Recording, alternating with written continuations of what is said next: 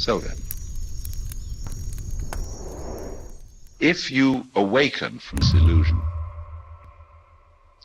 and you understand that black implies white, self implies other, life implies death, or shall I say, death implies life, you can feel yourself not as a stranger in the world, not as something here on probation, not as something that has arrived here by fluke, but you can begin to feel your own existence as absolutely fundamental. What you are basically, deep, deep down, far, far in, is simply the fabric and structure of existence itself. Let's suppose that you were able every night to dream any dream you wanted to dream. And that you could, for example, have the power within one night to dream 75 years of time, or any length of time you wanted to have. And you would naturally, as you began this adventure of dreams, you would fulfill all your wishes. You would have every kind of pleasure you could conceive. And after several nights of 75 years of total pleasure each, you would say, well, that was pretty great. But now let's have a surprise. Let's have a dream which isn't under control, where something is going to happen to me that I don't know what it's going to be. And you would dig that and come out of that and say, wow, that was a close shave, wasn't it? Then you would get more and more adventurous, and you would make further and further out gambles as to what you would dream. And finally, you would dream where you are now. You would dream the dream of living the life that you are actually living today. That would be within the infinite multiplicity of choices you would have, of playing that you weren't God. Because the whole nature of the Godhead, according to this idea, is to play that he's not. So in this idea then, everybody is fundamentally the ultimate reality, not God in a politically kingly sense, but God in the sense of being the self, the deep down basic whatever there is. And you're all that, only you're pretending you're not.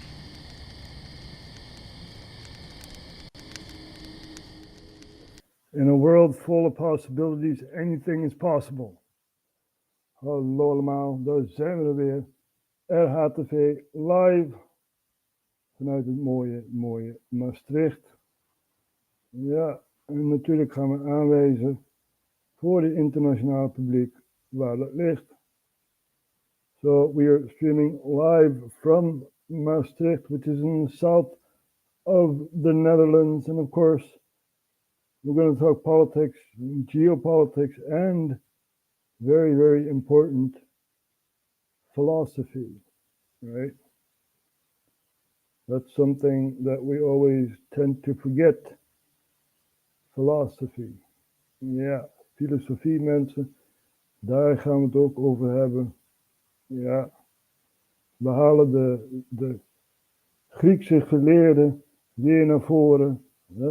Plato, Socrates, en onder andere. En ja, we gaan even kijken naar bijvoorbeeld Plato. Ja, Plato heeft een boek, of ja, een script geschreven. Het waren geen boeken destijds, maar een script, een rol eigenlijk. Maar goed, het ging over de republiek. Ja, en er is een bepaalde hoofdstuk binnen Plato's republiek. Het gaat over Plato's grot.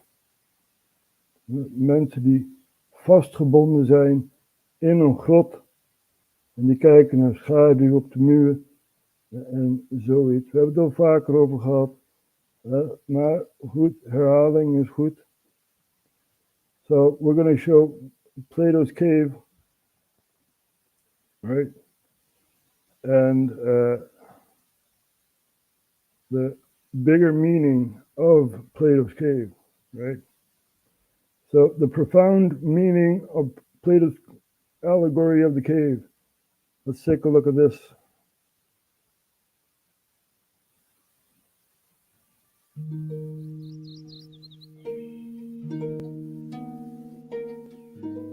Soren Kierkegaard was right. There are two ways to be fooled. One is to believe what isn't true. The other is to refuse to believe what is true. It's a fact that for most of our lives, we humans unconsciously bask in ignorance. But sometimes, special people come along to wake us from this state that some would call bliss. In fact, the myth of the hero who brings wisdom, symbolized by light or fire, in a world of ignorance symbolized by darkness, is as old as humanity itself, and can be found in all cultures across works of literature and art. Take, for example, Plato's allegory of the cave. People usually learn about it in school when they make their first contact with the philosophers of old.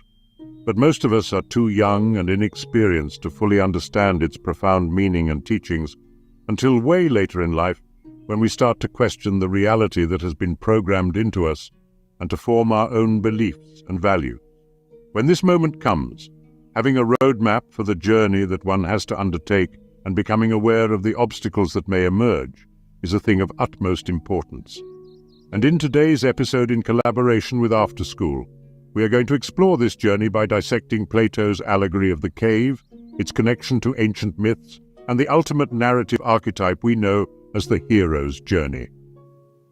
Plato's allegory of the cave is one of the most influential philosophical concepts ever introduced, encapsulating timeless questions about reality, knowledge, perception, and enlightenment. Located in Plato's seminal work, The Republic, the allegory of the cave serves as a metaphorical narrative depicting the human condition's journey from ignorance to enlightenment. Embedded within this allegory are profound implications about the nature of knowledge and the transformative journey of gaining wisdom. The narrative echoes through numerous myths and philosophical discourses, bearing a particularly striking resemblance to the Greek myth of Prometheus and the archetypal hero's journey. In Plato's profound allegory, he uses the metaphor of a subterranean cave to illustrate a group of prisoners sequestered from birth. Their world is one of complete isolation, devoid of any contact with the external universe. Bound by chains and restricted in their movements, they are compelled to face the barren cave wall, deprived of the ability to swivel their heads or see beyond their immediate environment. An enigmatic fire positioned behind them flickers dimly, barely illuminating their dreary surroundings. Periodically, individuals walk behind the prisoners, parading various figures.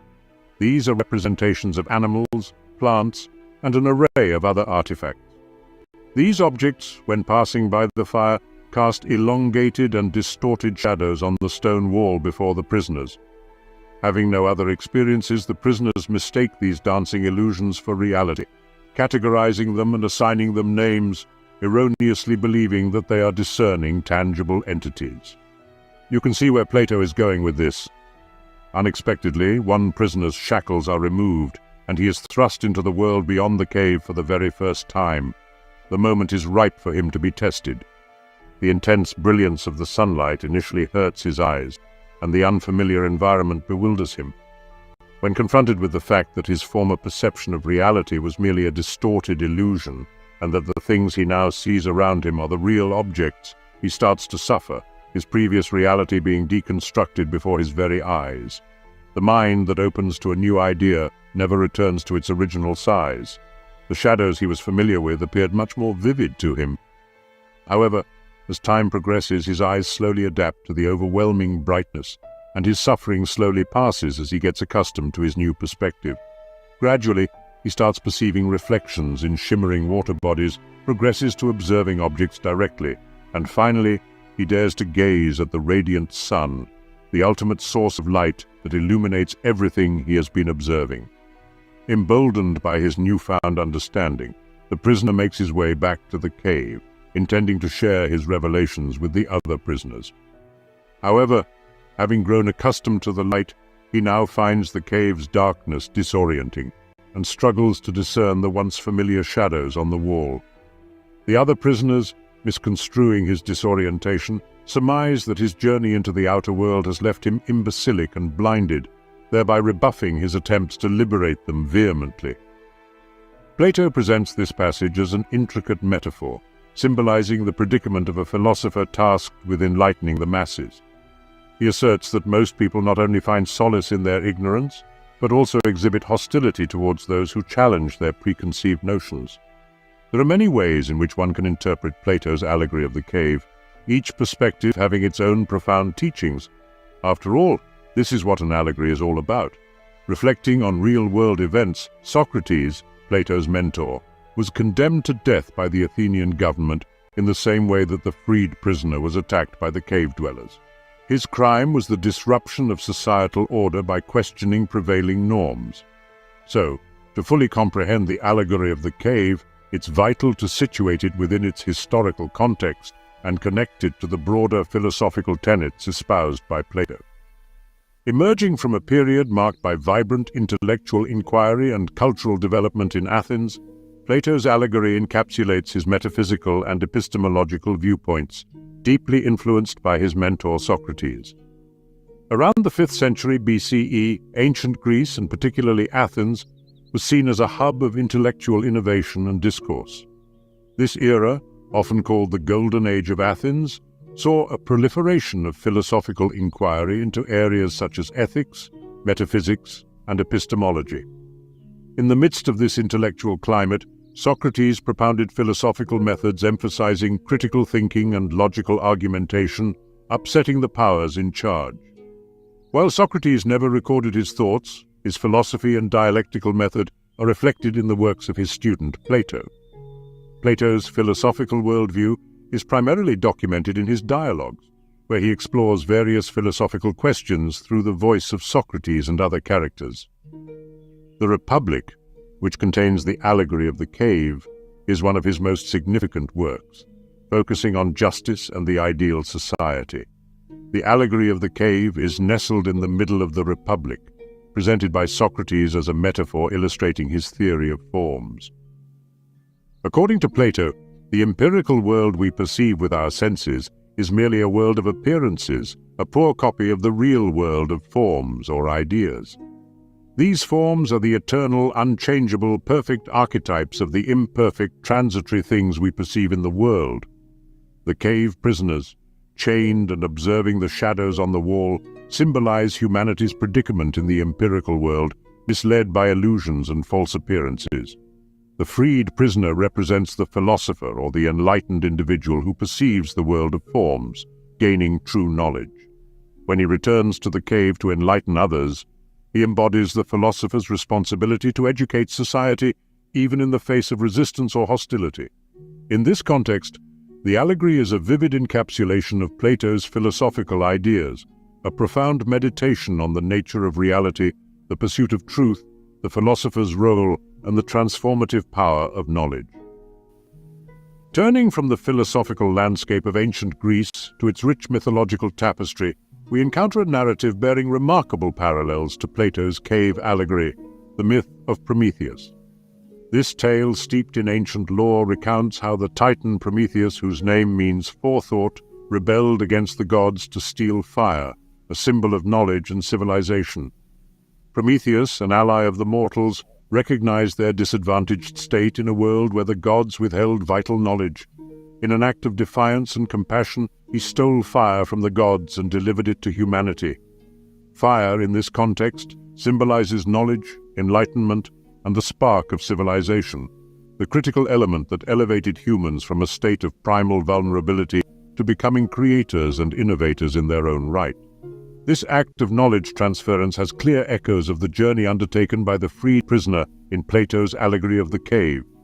The prisoner, upon discovering the world beyond the cave, returns to share this newfound knowledge, akin to Prometheus bringing fire to humans.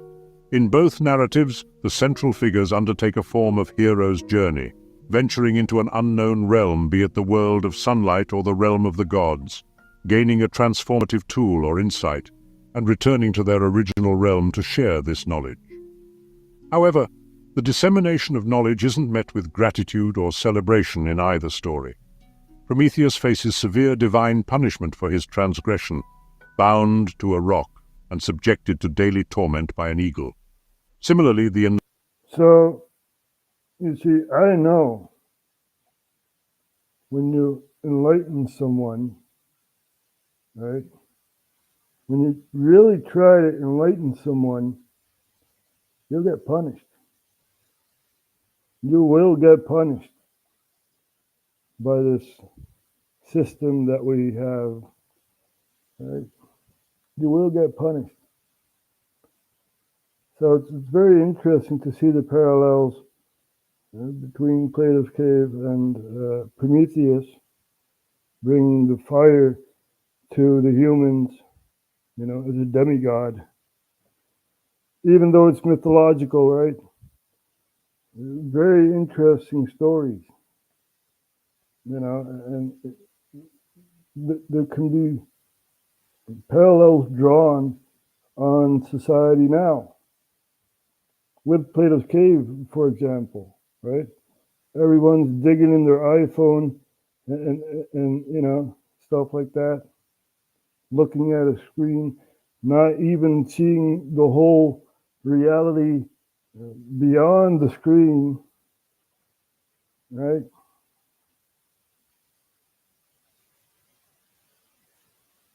These are weird times that we live in. They say, "Oh, you're propaganda. You're far right propaganda. RHTVLive is far right propaganda." No, we're not. We're trying to open the mind, right? Open the mind to more possibilities. Right? In a world full of possibilities, anything is possible. Even the grasp of this concept is possible. Plato's cave. Anyway, we're going to play this here. Enlightened prisoner, upon returning to the cave, is met with disbelief and hostility from those still enchained. These narratives underscore the trials and tribulations often faced by those who challenge established perceptions and strive to illuminate the path to enlightenment. At the same time, the hero or the philosopher must understand that some people are not yet ready to leave the cave, so they must be patient and empathetic. In these parallel journeys of Prometheus and the cave prisoner, we can discern an exploration of the transformative power of knowledge, the courage required to defy established norms, and the resilience needed to withstand the societal resistance often faced by visionaries. Drawing these comparisons allows us to not only understand the shared themes of these ancient narratives, but also recognize the recurring patterns of human experience they represent. These are what we call the universal archetypes. As mentioned earlier, the hero's journey is such an archetype. The hero's journey is a narrative pattern identified by scholar Joseph Campbell in his book, The Hero with 1,000 Faces. It outlines a universal motif of adventure and transformation that runs through virtually all of the world's mythic traditions. The hero's journey unfolds in 3 stages: departure or separation, initiation, and return. In the departure stage, the hero leaves their familiar world and ventures into the unknown, often following a call to adventure. This stage resonates with the enlightened prisoner's departure from the cave and Prometheus's journey to the realm of the gods. The initiation stage is marked by various trials, confrontations, and revelations, leading to a climactic experience that grants the hero new knowledge or power. In the allegory of the cave, this corresponds to the prisoner's exposure to the sunlight and realization of the true world beyond the cave. For Prometheus, it's his acquisition of fire from the gods. The return stage involves the hero's journey back to their familiar world, bearing the wisdom or power they've gained, intending to share it with others. In most stories, the return involves a final trial, which tests the hero's ability to impart that knowledge. This echoes a crucial aspect of the hero's journey. The transformation often incites resistance as it challenges established norms and perceptions. Whether this archetype takes the form of mythological tales, philosophical allegories, religious parables, or contemporary narratives, these themes of enlightenment, struggle, and transformation have universally captivated the human imagination. In Indian culture, the story of Prince Siddhartha Gautama, who became the Buddha, embodies similar themes. Born into royal luxury, Siddhartha eventually leaves his sheltered existence to confront the harsh realities of human suffering. This knowledge inspires his journey to enlightenment, after which he returns to share his insights, facing both acceptance and resistance. In Chinese philosophy, the Confucian idea of the superior man who learns, reflects, and acts for the benefit of society echoes the enlightened prisoner's journey in the cave allegory. Similarly, Laozi's Taoist teachings emphasize wisdom acquired through a deep understanding of nature and the self, bearing parallels to the pursuit of truth in Plato's allegory. In contemporary literature and media, these archetypal themes recur as well. J.R.R. Tolkien's The Lord of the Rings series, Friedrich Nietzsche's Zarathustra, and even more recent films like The Matrix showcase protagonists embarking on transformative journeys akin to the hero's journey, involving enlightenment and the subsequent challenge of sharing that knowledge. In fact, The Matrix can be seen as a modern and improved adaptation of Plato's cave. All of these stories aim to teach us one important lesson: to question our understanding of reality. People always forget the movie They Live. John Carpenter, They Live. Look it up. It's an excellent movie. It's even free on YouTube. It's also perception of reality and stuff like that. I'm here to chew bubblegum and kick ass. Just as the cave dwellers mistake the shadows for reality, we may base our perceptions on incomplete or distorted information. There is no meaning in living in darkness, and that's precisely why Socrates said that the unexamined life is not worth living. In light of these insights, the allegory of the cave is not merely a philosophical thought experiment, but a timeless guide illuminating the path to knowledge, self-transformation, and societal progress. In Plato's perspective, for most of our lives, we dwell in obscurity. Many pursuits that ignite our passions, such as the allure of fame, the quest for an ideal companion, or the desire for a prestigious profession, are far less tangible than we believe. These are largely illusions crafted by societal expectations and projected onto our susceptible consciousness. Yet, because society collectively validates these illusions, we become entranced from our early years. It is not our fault for being raised in these conditions, but it is our solemn duty to escape. The only question is, will you muster the courage to journey toward enlightenment, even if it means distancing yourself from loved ones? Or will you remain nestled in the comforting embrace of familiar delusions, seek veracity or remain in routine, illuminate or linger in the dim? The decisions are daunting, but take solace in knowing that you're not alone. Many of us are on the same path. As Manly Palmer Hall beautifully put it, the hours may be long and the teachers cruel, but each of us must walk that path, and the only ones ready to go onward are those who have passed through the gateway of experience. Thank you for tuning into this episode of After School. Thank you, After School. I couldn't have put it better. It's the path of life that we're walking, right? Now, in the hero's journey, which is mythological, right? There's a destination. Now, life does not have a destination. Life is a frequency, right? It's a frequency that we're all on. We're interconnected. We got people from the UK watching, the US, Canada, Netherlands, it's all interconnected. So life is not a journey. It's basically a musical, right? Life is a musical. So we're trying to enlighten the mind, and we have Alan Watts to describe that life is not a journey, right? So we're going to take a look at this here.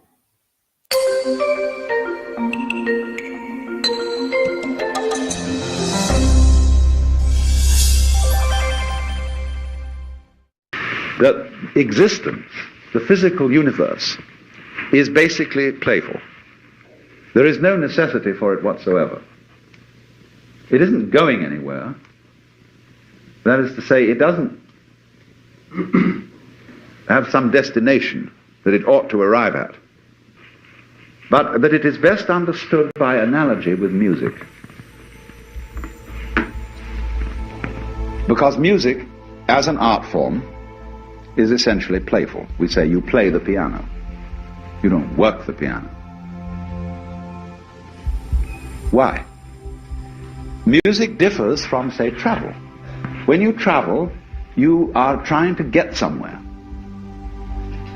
One doesn't make the end of a composition the point of the composition. If that were so, the best conductors would be those who played fastest. And there would be composers who wrote only finales. People go to a concert just to hear one crashing chord, because that's the end. Same way in dancing. You don't aim at a particular spot in the room. That's where you should arrive. The whole point of the dancing is the dance. Now, but we don't see that as something brought by our education into our everyday conduct. We've got a system of schooling which gives a completely different impression. It's all graded. And what we do is we put the child into the corridor of this grade system with a kind of, come on, kitty, kitty, kitty. And yeah, you go to kindergarten, you know, and that's a great thing because when you finish that, you'll get into first grade. And then, come on, first grade leads to second grade, and so on, and then you get out of grade school, you've got high school, and it's revving up, the thing is coming. Then you're going to go to college, and by Jove, then you get into graduate school, and when you're through with graduate school, you go out to join the world. And then you get into some racket where you're selling insurance, and they've got that quota to make, and you're going to make that. And all the time, the thing is coming. It's coming, that great thing, the success you're working for. Then when you wake up one day about 40 years old, you say, my God, I've arrived. I'm there. And you don't feel very different from what you always felt. By expectation. Look at the people who live to retire and put those savings away. And then when they're 65, they don't have any energy left, they're more or less impotent, and they go and rot in an old people's, senior citizens community.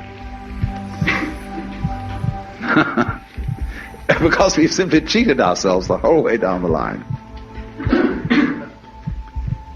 We thought of life by analogy with a journey, with a pilgrimage, which had a serious purpose at the end, and the thing was to get to that end, success or whatever it is, or maybe heaven after you're dead. But we missed the point the whole way along.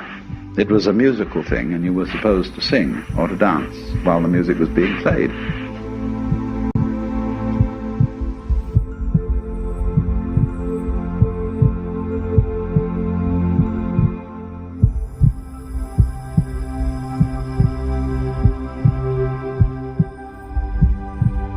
Now, how many people sing or dance on the street? You know, how many people stand still and just watch what's going on, right? We all have a destination, a so-called destination. Oh, if life is a choice,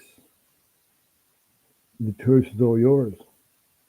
You can define your destination, right?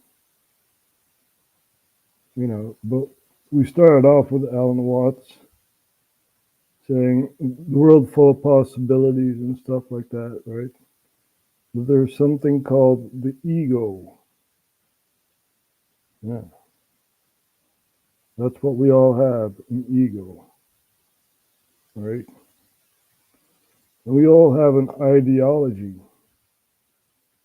We think we're enlightened, but what do we really know? Wat weten we echt? Ja. Nou, er valt genoeg te vinden. Hè? Geschiedenis, dat is allemaal gebeurd. History happened, you know. So, on the basis of that, you can establish reality, right? But is that history accurate? I don't think so. Never said it was. But still, people, you know, call you a conspiracy theorist. Oh, yeah, you're a conspiracy kook. No, I'm not. I'm a visionary, you know, and I don't brag about it, you know. I'm just someone trying to wake the population up. You know, it's very easy to say that, you know, as if you have all the answers. No, I don't. No, I don't. As I've said, right, life is a musical, basically. And, you know, it's a whole different way of seeing life as it is, right? You may say it's all vague and, you know, stuff like that. No, it's not. Not if you really listen, you know. You see, people are afraid, basically, afraid of reality, you know. As I've said, right, they live, let's see if we can find a video clip of They Live where they live. Here you have a blind preacher telling some prophetic stuff. Their mouths are full of bitterness and curses, and in their paths, nothing but ruin and misery, and the fear of God is not before their eyes. They have taken the hearts and minds of our leaders. They have recruited the rich and the powerful, and they have blinded us to the truth. Our human spirit is corrupted. Why do we worship greed? Because outside the limit of our sight, feeding off us, perched on top of us from birth to death, are our owners. Our owners. They have us. They control us. They are our masters. Wake up. They're all about you, all around you.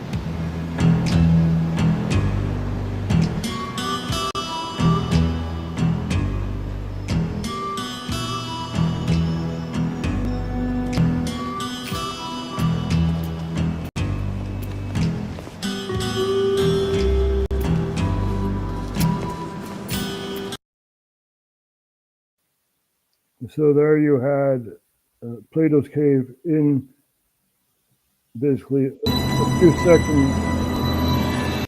There they live, right? They live, excellent movie. And as you've seen in the beginning, you see an alien. There you go. There you go. You know, who knows? Maybe that is reality, right? They try to translate reality in movies, such as The Matrix, such as They Live. So what is reality?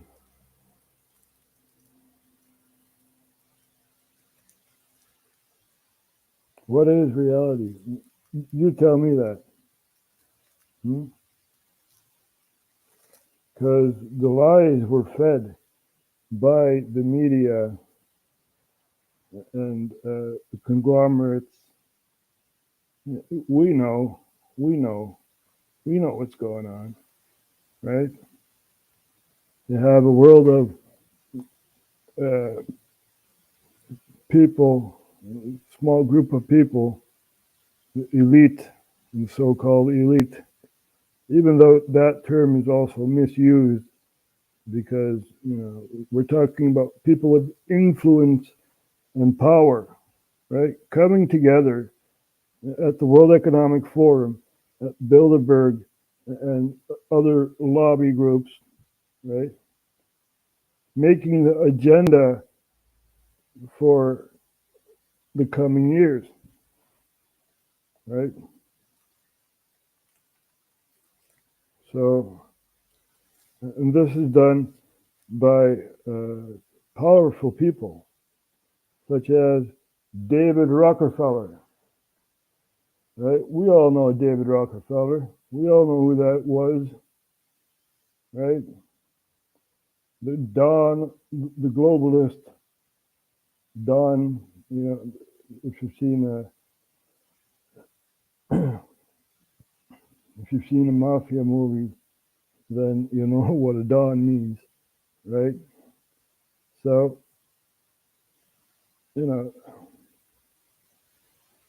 let's see what we got here. Here, David Rockefeller.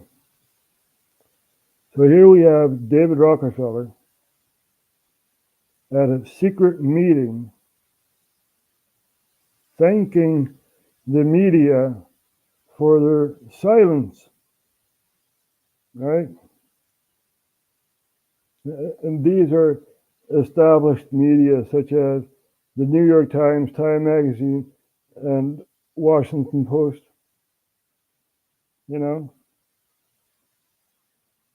So it's pretty obvious that they're hiding something, right? Now, this is a quote from David Rockefeller from the book Memoirs. Right over here, Memoirs. We are grateful to the Washington Post, the New York Times, Time Magazine, and other great publications whose directors have attended our meetings and respected their promise of discretion for almost 40 years. So that means that they have an agenda that we do not know about, right? It's a conspiracy. So it would have been impossible for us to develop our plan for the world if we had been subjected to the lights of publicity during those years. But the world is more sophisticated and prepared to march towards a world government. This is the plan all along, right? How do you take control over countries? Well, you look at CO2, right? How much carbon emission are you producing, and this and that, and then you put a money fine on it, right? So-called carbon tax. Yeah, right. It's just another tax to, enlarge the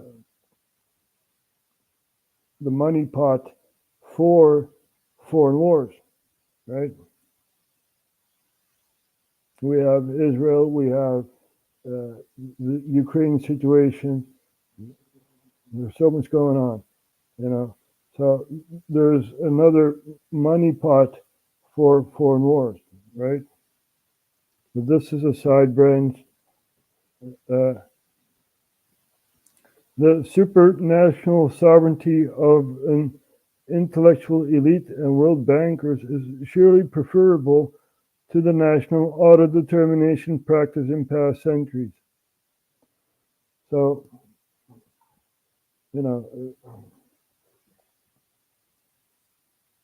this is David Rockefeller and the globalists, right, that have an ideology to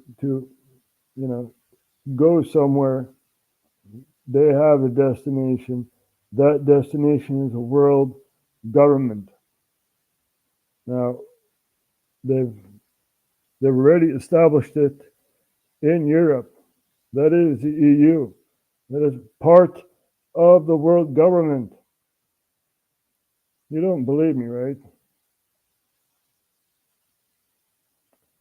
So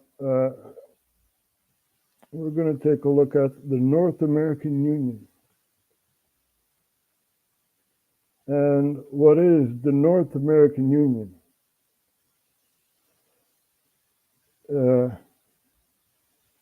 A theoretical, economic, and political continental union of Canada, Mexico, and the United States. You may say it's like conspiracy theory. No. It's on the table. It's on the White House table, right? An amalgamation of countries into one big superstate. Here we have the North American Union, same as the European Union. Central power would be Washington, for example, right? So this is what the Rockefellers want. This is their dream come true, right? And this is why the presidential elections in the U.S. is so very, very important. You don't want to know how important that is. Because on the White House table, somewhere between the stacks of whatever is on the table, right? Ukraine, Israel, other situations within Africa, for example, the U.S. Retreating from Niger, and stuff like that. So there's a lot on the table, but somewhere collecting dust, there's the North American Union. And, looking at what's happening in Canada, you have the dictator there called Trudeau, which is basically a liberal clown and has a dictator, basically a wolf in sheep's clothing, right? That is what Trudeau is. And I wouldn't want to be seen dead in Canada,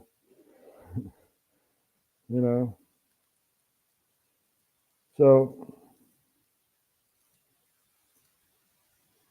it's really really sad to see what direction we are going towards, right? Are we heading towards World War III? Are we really using NATO as a proxy against Russia in Ukraine? Are we really doing this? Really? This is really, really sad. This is tearing Ukraine apart. Right? Zelensky said, we have no elections. We got a state of war going on, and I need more executive power. I need more people on the front line. So, they're losing the war. There was even a draft in Ukraine, and no one showed up. That said something, right? So, There's a lot going on. There's a lot going on, man. You know, and I'm trying to explain. Are you ready for World War III? Well, we are in World War III. You see, if you define a world war, that would be a war on more continents, right? World War II was Europe and Japan, right? So we have a war going on in Ukraine, the Ukraine situation. So that is East Europe, right? Here we have Ukraine. We have a war going on in Israel, right? Israel is attacking the Gaza Strip, and Yemen has the Houthis in power, right? They say, leave the people of Gaza alone, otherwise we will retaliate, and that is what they're doing in the Red Sea. So we have that going on. Yemen also shot a harbor in Israel, in south of Israel, right? And so over here you have a harbor, and Yemen shot a missile from Sana'a all the way to Israel. So they have advanced weapons, you know. And we also have the Lebanon thing going on, right? Crisis in Lebanon. Basically, you have no government, but you have the Hezbollah, which is a militant group supported by Iran, right? So it's an Iranian proxy in Lebanon, and they are fighting Israel. In the north of Israel, near Haifa, things have been scorched. Everything was set on fire. And, you know, Israel will retaliate. They say, here we have Haifa. So there's a lot going on. We also have, here we have Beirut.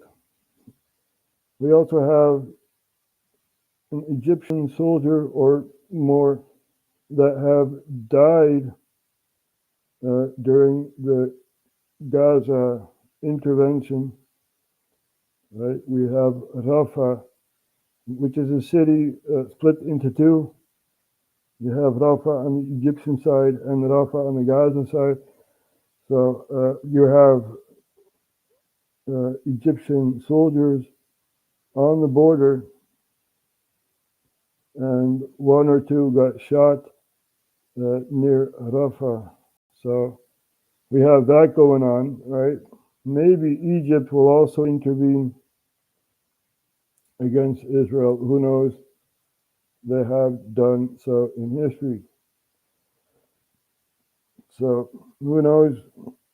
There's a lot going on. We also have proxies in Syria that are determined to get the Golan Heights in their hands, right? And it's basically a race between the Syrian army and the proxies for the Golan Heights. So, you know, yeah, it's a very complex situation.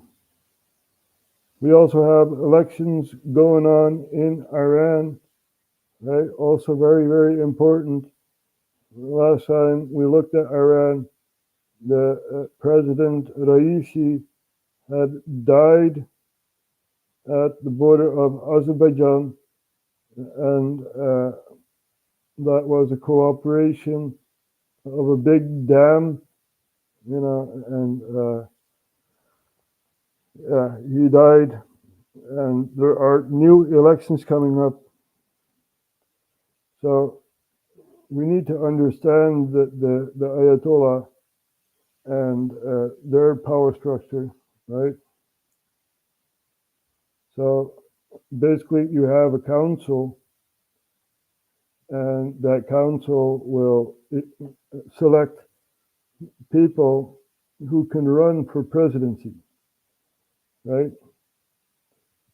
We're going to take a look at what's happening in Iran, if we can find the video.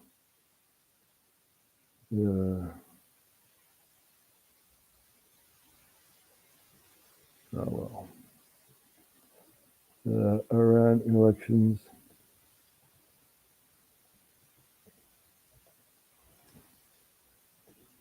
There you go.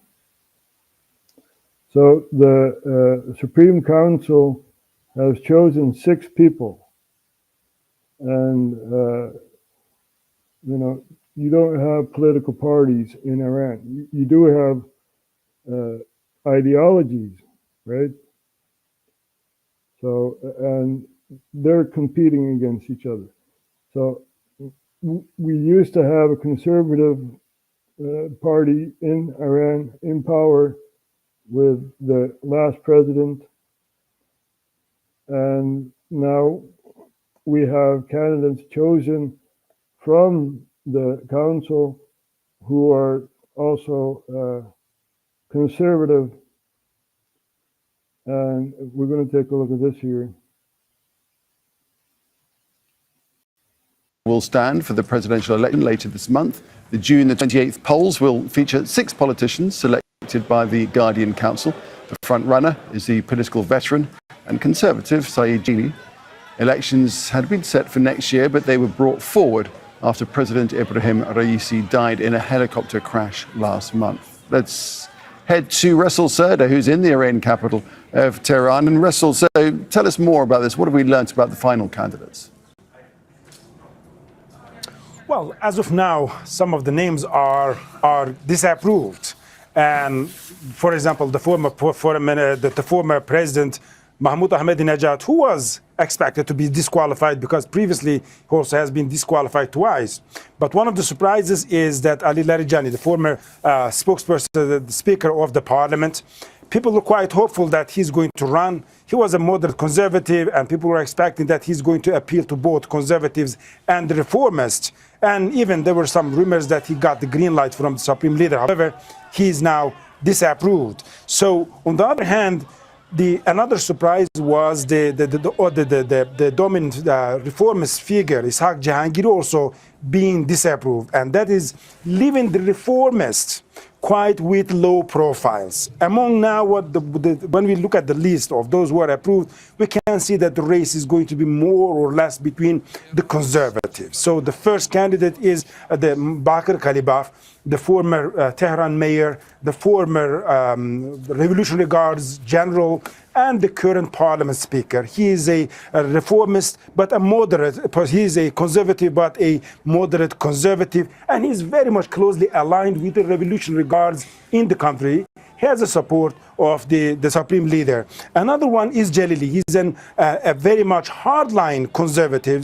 Jalili also has served as the head of the Security Council and also Iran's nuclear negotiator. He's very well connected with the Supreme Leader, but people believe if Jalili wins this election, it's going to be the continuation of the former president Ibrahim Raisi's policies. The only reformist candidate that has been approved as of now among the whole candidates that applied, that filled their names to run for president, is Masoud Pezeshkian. He's a current MP from the city of Tabriz. He's not such a high profile. He has served as the Minister of Health during the presidency of Mohammad Khatami, the first reformist president of the country. He's not that much well known. Maybe among the political establishment he's a known figure, but not among the people yet. So his only chance is that if at the final days of this election campaign, the ultra-conservative candidate Jalili starts to lead the polls, reformists might come mobilize and be united behind him just to prevent Jalili from winning. But as of now, it's more or less expected that this race is going to be between conservatives, particularly between the current Speaker of Parliament and ultra-conservative Saeed Jalili. All right, that's the picture in Tehran, in Iran. Thank you very much, Russell Serdar. So we have that going on in Iran, right? We have elections coming up in Iran, and that is also a big player in the grand chessboard, put it that way, right? If we can borrow that term from our enemy Zelensky, right? Zbigniew Brzezinski, not Zelensky, Brzezinski. I always get confused with those names. We have that going on in Iran, and that may have consequences for Israel, right? So we have the Ukraine war, which is still going on. Ukraine is losing manpower, and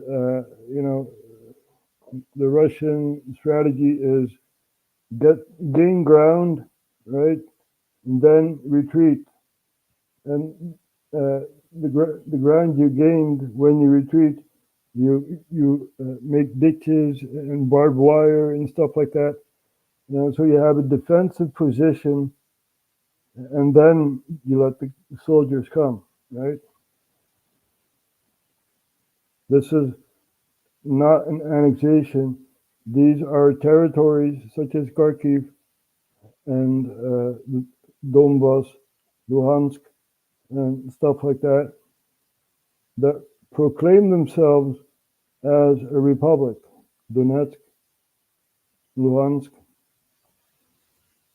and Mariupol. They all claim themselves as a republic. Right? So we have autonomous states in the Ukraine. Now Kiev says, nope, we're not going to do that. We're going to reclaim our territory. This is in 2014, right? After the coup. We had a coup going on. We had Victoria Nuland and Jeffrey Pyatt talking about who is going to be in power in Kiev, right? So you had Yanukovych, who had two contracts on the table in the Rada, right, in their parliament. And one was join the EU. We grant you money, membership with NATO and blah, blah, blah.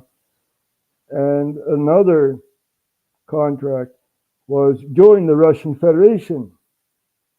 We give you money, we give you gas, we give you this, we give you that. We have the Collective Security Treaty Organization, right? You can join that. So you have two superpowers trying to proclaim a country, right? We have the EU and the Russian Federation. Belarus is part of the Russian Federation. Now, if we go back in history, in 2010, we had a Polish government which wanted to join the Russian Federation, right? They were basically pro-Russian. Now, they went to Moscow and they had a plane crash, if you believe that, right? If you believe that. The Smolensk air disaster, better known. We're going to look it up. Smolensk air disaster. So we're going to show this, right? And I'm not making this up. Here, wait. So you have a Polish cabinet which wants to choose for the Russian Federation, right? Goes to Moscow, aside from two Congress members, right? And their plane crashes. Very, very suspicious, is it not? Very suspicious. Because if you look at the power structure in Poland, right, you had a power vacuum. Now, they were aligned with Russia, so the power vacuum was filled with the Eurocrats, people who wanted to join the EU. And Poland joined the EU. And also were members of NATO. Yep, this all happened whilst you were sleeping. So, if you look at the chessboard, right, the geopolitical chessboard, you see Russia losing territory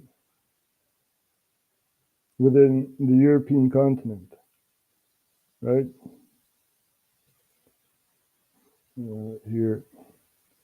So here we have Poland, Lithuania, Latvia, and Estonia. They all said, no, we don't want to be part of Russia anymore. We are independent. We are countries. So, and Russia says, okay, it's up to you. But they also joined NATO and the EU. So, the position of expansion is not upon Russia, right? The Ukraine war is more about the Black Sea than, than the east of Ukraine.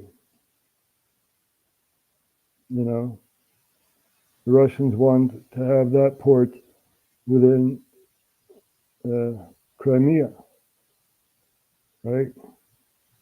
So we have that going on. We also talked about the Israel war, and we also have a war in Sudan.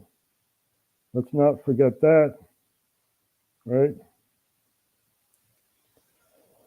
So we also can show that.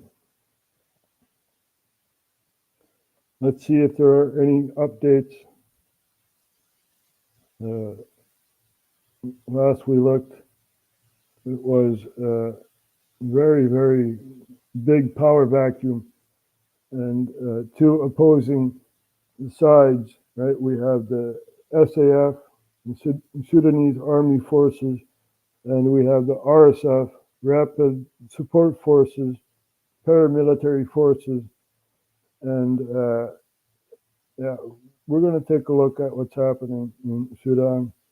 We have some images of 2 days ago. So let's take a look at what's happening there. It's also very important because there are gold mines in Sudan, right? And how do you fund the war? Well, you need a lot of gold. So let's take a look at this here.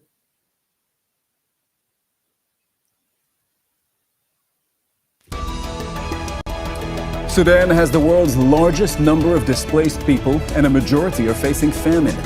After more than a year of conflict, the fighting is now spreading to other areas. So what will bring an end to this conflict? This is Inside Story.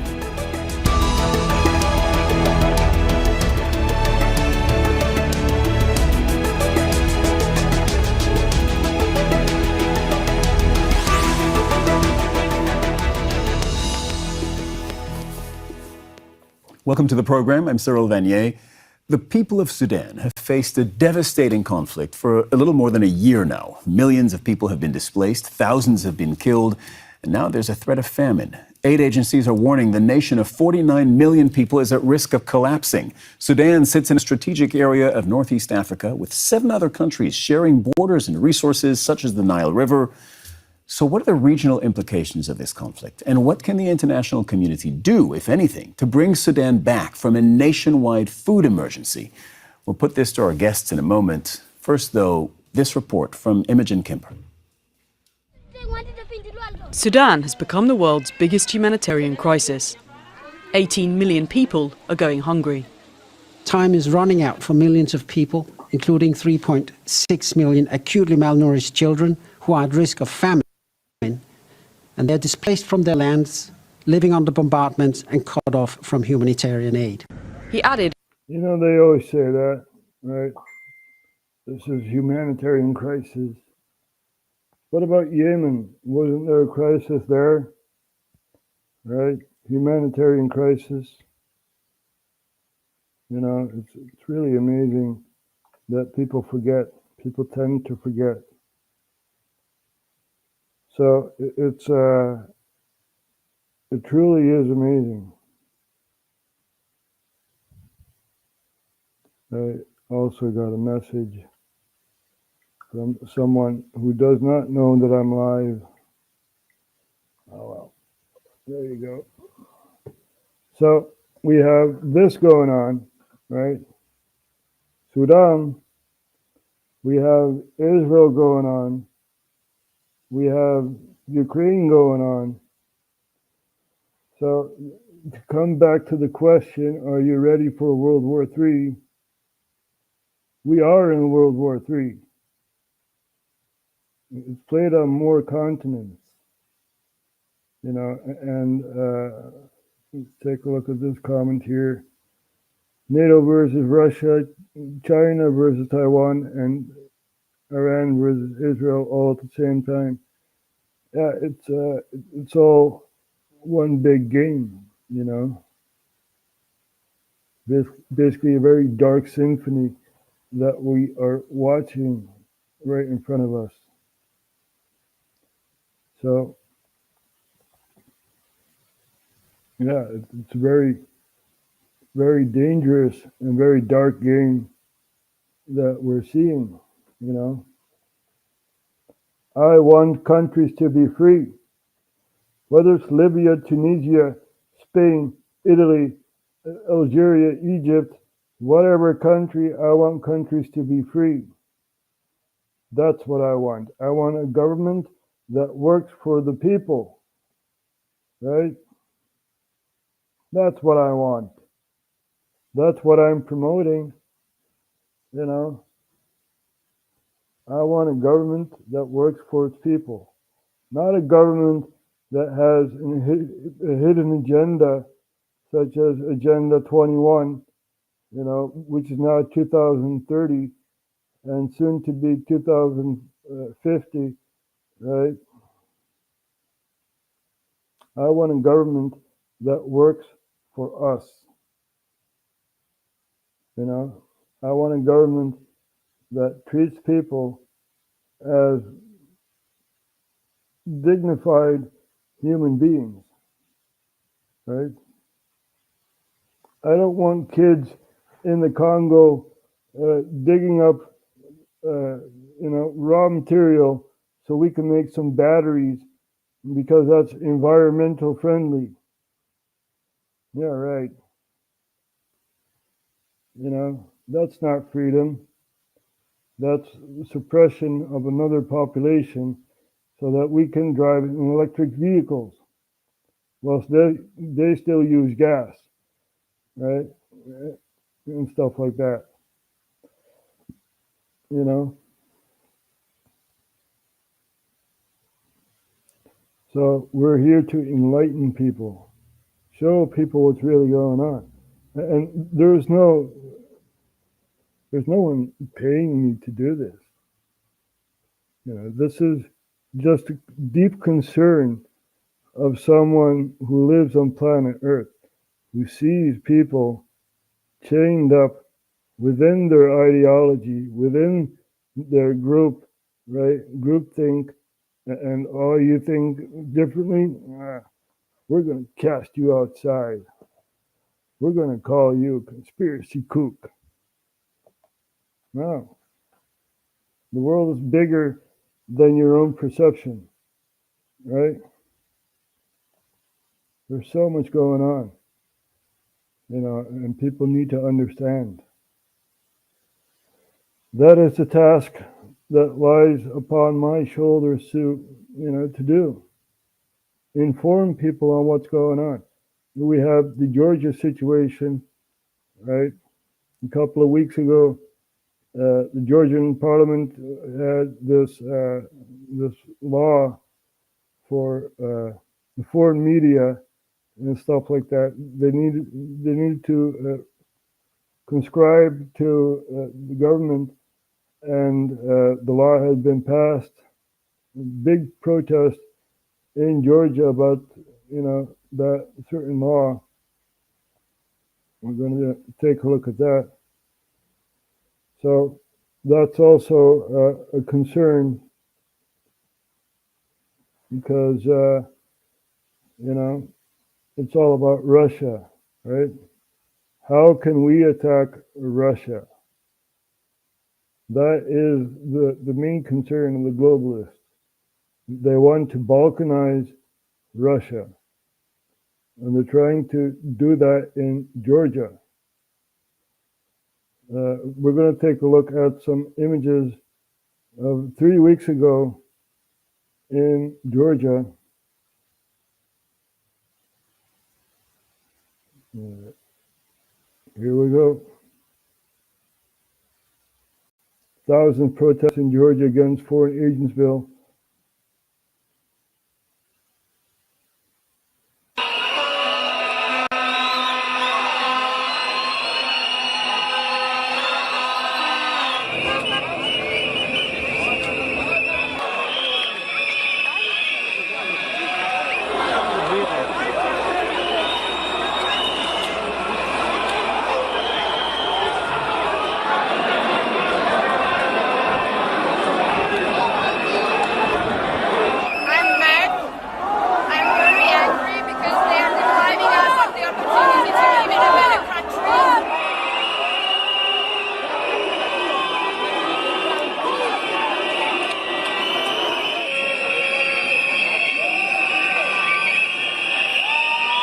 I want Georgia to live in Europe. I do not want to wake up in Russia. And I really hope that our generation is going to have a bright future. You see, I'm not for expansion of the European Union. That's not my train of thought, right? The European Union is big enough. We also have Ukraine on our doorstep, right? Wanting to join the EU, wanting to join NATO, and stuff like that. So, that is a very big concern for the EU, Plus, it's not really allowed because the country has to be in peace and has to abide by the European standards, right? And war is not a European standard. Well, it is when it's not in the EU, because Ukraine is not in the EU. It's still a neutral state, right? And as I've said before, Yanukovych had two contracts on table. Should I join the EU or should I join the Russian Federation? Now, we had a coup in Kiev. Radicals were put in power and stuff like that. So it's really the twilight zone that we're living in. I feel for the Ukrainians, right? The ones who've lost their husbands, their father, their brother, their uncle. And there are lots of Ukrainians fleeing, and now the Dutch government is basically saying, are you willing to sacrifice yourself for your country? Because the Dutch government is so paranoid that they think that Moscow will reach The Hague, right? So here we have Moscow. We have the destabilization of Georgia going on, right? Because of that law. Now, Georgia, I hope Georgia stays as a neutral state. You know, don't join the Russian Federation if you don't want to. Don't join the EU. You know, stay neutral. It's a beautiful country, you know, and beautiful people over there. Even though I have not been there, you know, all people are beautiful, but they're twisted in their ideology, right? The expansion of the EU is very, very costly and very, very bad, right? You don't want to join the EU, Georgia. You want to stay a neutral state. So we have that going on, destabilization in Georgia. We also have the Armenia situation. Here we have Armenia. Now, Armenia is part of the CSTO, the Collective Security Treaty Organization, the Russian equivalent to NATO, right? And, you know, Armenia is like, you left us alone, Russia. Yeah, we want to join NATO instead of the CSTO, right? So the Russian Caucasus is destabilized, basically. And Armenia has that stance because of Nagorno-Karabakh, which is a region in Azerbaijan, which Armenia said that is ours, right? And Azerbaijan said, nope, that's ours. And they took it over, basically. Now, Russia was the person in between, right? In between the Armenians in Nagorno-Karabakh and the Azerbaijanis on the other side, right? So how do you distract Russia with, you know, with a conflict maybe, right? Yeah. We have Ukraine. Yeah. So Russia said, yep, Armenia, it's up to you. We got to leave. Huh? We got to leave Nagorno-Karabakh. And yeah, so Azerbaijan took over. And that is why Armenia is, you know, we're going to join NATO. So it's a very complex situation there. And yeah, there's so much going on. So much going on. We have the regional elections in Turkey and in Ankara, which is, you know, a very big city.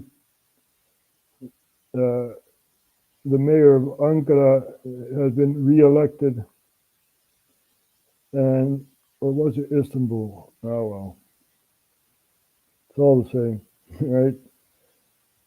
Now, but seriously, a mayor was elected who is against Erdogan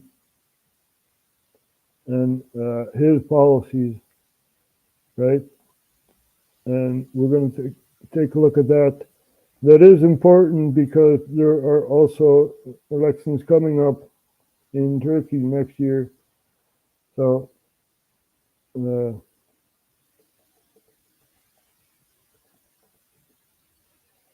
going to look it up.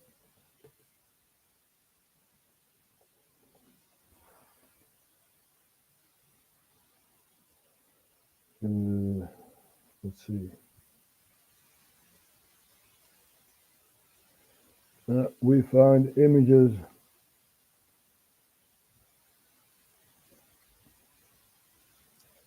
So here we go. This was 2 months ago. Erdogan and party suffer shock defeats.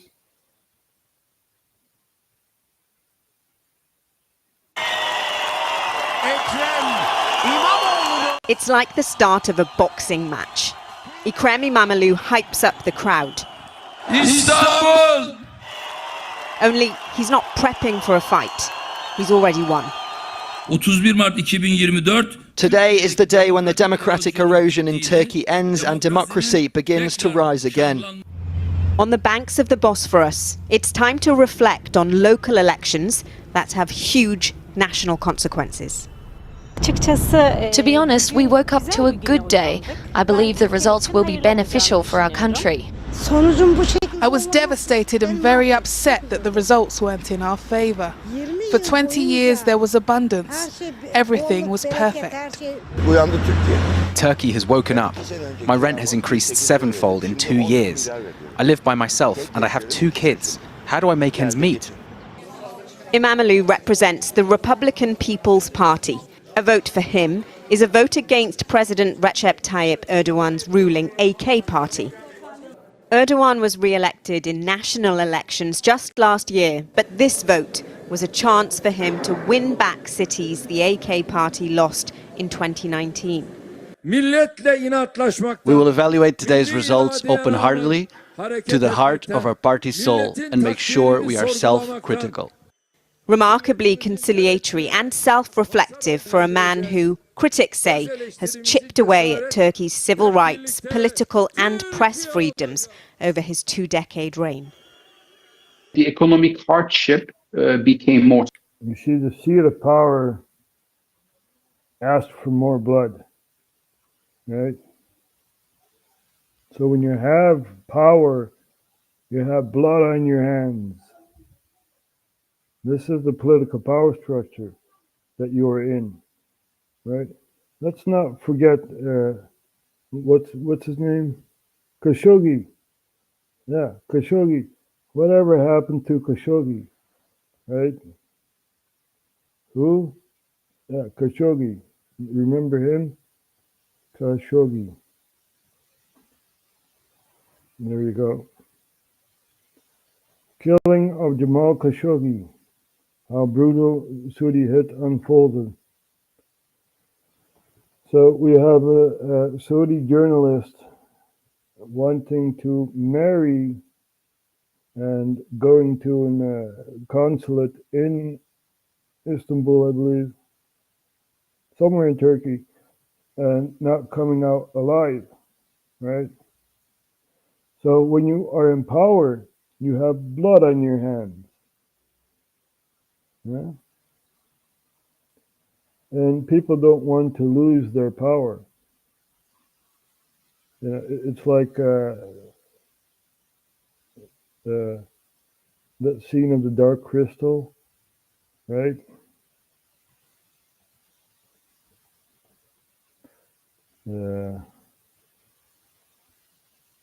What's their name? Skeksis, there you go.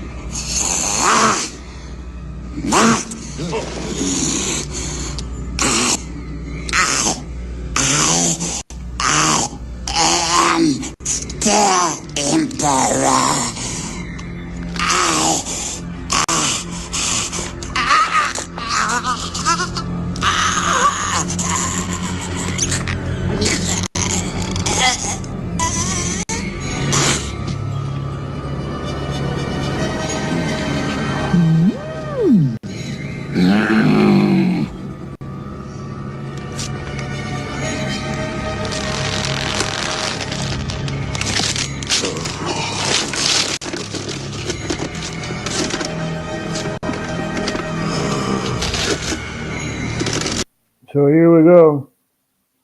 Here we have someone who dies within the power structure, right? And we have all these sketches attacking each other for the staff of power because they want power. Raw power. They want control over you and me, right? That's what they want. You see, and they cannot achieve their goal, right? They cannot do it. It's self-destruction. It's basically mad, right? This is why there are wars going on. They don't want people to come together. They want people to fight. And the more you fight, the more corrupt this world is, right? Such a beautiful place. And we fight for it because of what? Because of power? Very weird concept.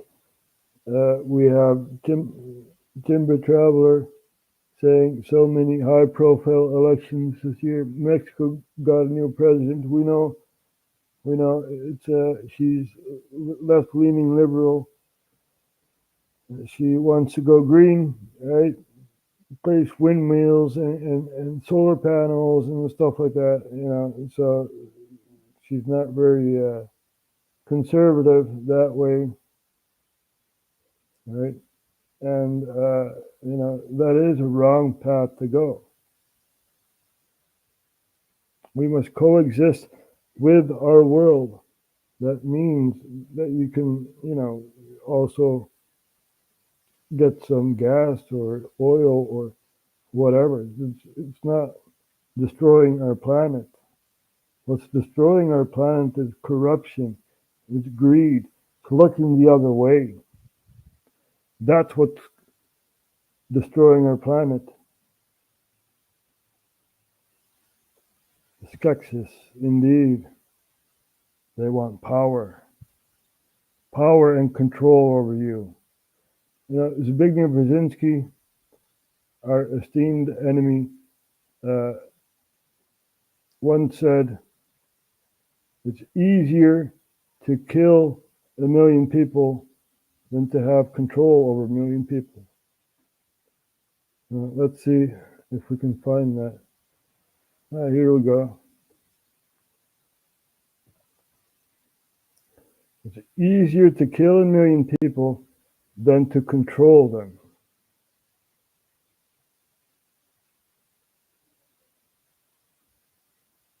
That for the first time in human history, for the first time in all of human history, almost all of mankind is politically awake. And these new and old major powers face still yet another novel reality, in some respects unprecedented. And it is that while the lethality of their power is greater than ever, their capacity to impose control over the politically awakened masses of the world is at a historical low. I once put it rather pungently, and I was flattered that the British Foreign Secretary repeated this, as follows. Namely, in earlier times, it was easier to control 1 million people, literally. It was easier to control 1 million people than physically to kill 1 million people. Today, it is infinitely easier to kill 1 million people than to control 1 million people. It is easier to kill than to control.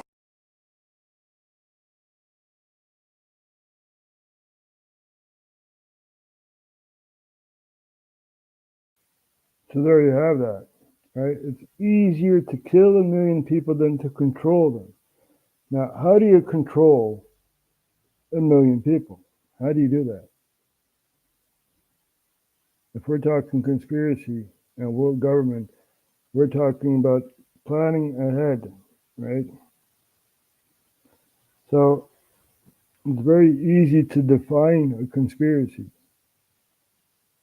such as Event 201, right? We know what's happening. We know. So Event 201 was a 3.5-hour pandemic tabletop exercise that simulated a series of dramatic, scenario-based, facilitated discussions confronting difficult, true-to-life dilemmas associated with response to a hypothetical but scientifically plausible pandemic. Pandemic. Hey, wait a minute. Now we're getting out of the cave, right? Now we're seeing reality. We have a lobby group planning ahead for an eventual pandemic. Now, I don't know about you guys, but I've been very concerned about the state of mind of the human being, right? This is foresight, foreknowledge of what's going to happen. This is what they put on their agenda. How can we control 1 million people instead of killing them? Well, we have a virus, right? We're going to make a bioweapon, a virus. Now, you were not allowed to talk about this on YouTube. I don't know if it's still fact. You know, you're not allowed to expose the lie. But Fauci is under fire, right? Fauci is under fire. And we're going to take a look at Fauci with Marjorie Taylor Greene. We love her because she's an excellent representative of the American people, right? So we're going to take a look at the hypocrisy, the real hypocrisy on what happened to us, right? Rules for thee, but not for me. Nancy Pelosi can do her hair at a hairdresser whilst all other hairdressers were closed. She can walk in without a mask and stuff like that, you know, because people have to work for her. No, it's the other way around. You, Nancy Pelosi, work for us, for the people, right? We have to wake up from this dream that government is there to protect us and be our friend. No, they want power. They want control over you. They want your soul, you know. They want everything. They want to know everything about you. But what do you know about them? Who watches the watchers? Yeah. And can you define this as a democracy when people are spied upon? Right? Is that the definition of a democracy? Right? Let's see. AIVD gebruikt map-accounts. So, let's see. AIVD waarschuwt.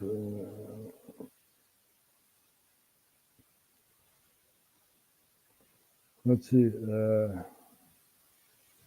I believe it was AIVD, but it could also be NCTV. NCTV. Zo.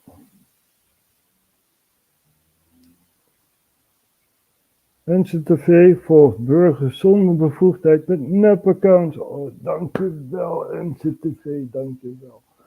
So this is, we have two intelligence agencies, right? We have the NCTV, the National Coordinator Terrorist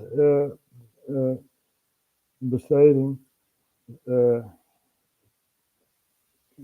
Counterterrorism and Security, put it that way, right? And we have the AIVD, the Algemene Inlichting en Veiligheidsdienst. Yeah, that's also very hard to translate. But it's basically the FBI and CIA, right? And put it in those terms. And one of those intelligence agencies used fake accounts without permission of, the courts to do so, right? And the boss of both those intelligence agencies is going to be our prime minister, right? It's really the twilight zone that we are living in. No one elected for this guy, right? Now, that is not a prime concern. You can be, as independent, and they can put you forward, right? But that's not really the case. We have a deep state agent going to be our prime minister. So these are dark days ahead. Also for RHTVLive, because I know they're watching. So, yeah. But our prime concern is information, waking people up. I don't want any money. I don't even want to be famous. I just want people to look at reality for what it is. Right? Le Pen op winst, zegt Evert Kousenband. Dat zou kunnen. So we have the elections going on in Europe, right? European elections. They're not candidates. I don't care about the candidates. There you go.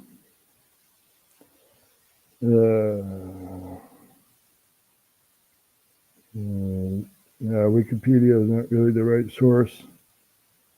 And all these sources are pro-EU, Guardian and stuff like that, New York Times. So, yeah, far-right parties on course for sustainable EU election gains in Austria and Germany. That is what RHTVLive had predicted. That is what we said. We're going to see the swing to the right. you know, and all these so-called sovereign states, during those elections, we see right-wing parties get established, right? And France, I believe the elections are, the polls have closed at 8 o'clock. It's almost 10 o'clock. So they're counting the votes. And who knows if Le Pen is going to win a majority or not.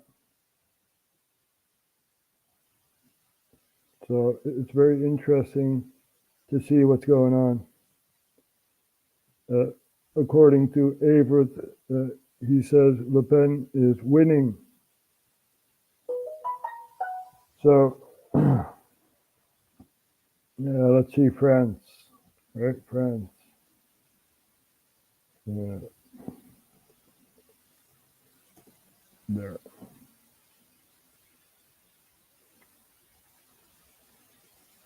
So it's a 3-day election basically.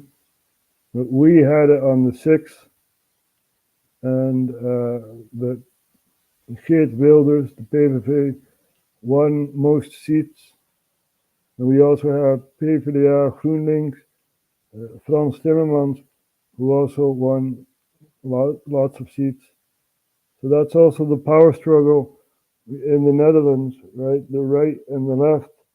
And, you know, very interesting to see what's all going on. Let's see, European election in France. Let's see if they got updates. The running parties.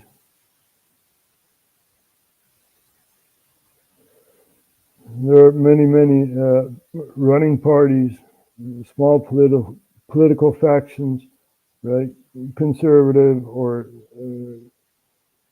right wing, left wing, in between and stuff like that. So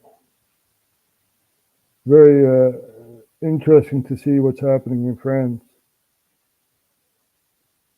Because as an Austrian once said, if France sneezes, then Europe gets a cold. So let's see, projection. There we go. You connect. I don't see any results yet. But it is interesting to see what's happening in France. You know, politically they have a different power structure than in the Netherlands, for example, right? The Netherlands has a consensus, the majority, consensus of the majority. And, you know, this is our political structure, right? The France is totally different, you know. They have extremes within the ideological path that they walk, right? So, and it's a different power structure, put it that way. So, yeah, from Socrates to the European elections in France, we've got a lot on our plate, and we haven't even really talked about politics yet. You know, people find this boring, but this is very, very interesting to see, because Le Pen, as I gather it, she wants to reform the EU. First, she wanted to leave the EU, right? And it starts off as an idea, right? The idea goes along with the symphony of life, right? There are people that pick up the idea and follow it, such as Brexit. Put it this way, right? Nigel Farage was in the European Parliament with UKIP. They got the majority of votes, and basically said, we are going to have a referendum in Britain to decide if we stay or leave the EU, right? And Britain had said, we're going to leave the EU. So that is the way to go. That is what we need in the European Parliament, right? But over here, there's a power struggle. The left has lost a lot of territory, and the right is expanding, put it that way, and left is fighting back within the European Parliament. So we have a majority of GroenLinks, Partij van de Arbeid, with Frans Timmermans, and a majority of PVV votes, Geert Wilders. And it's very hard to make a coalition out of that, you know. So, but France is different. We have Le Pen with her pro-national party, and basically the daughter of former president, and you know, she's gaining traction.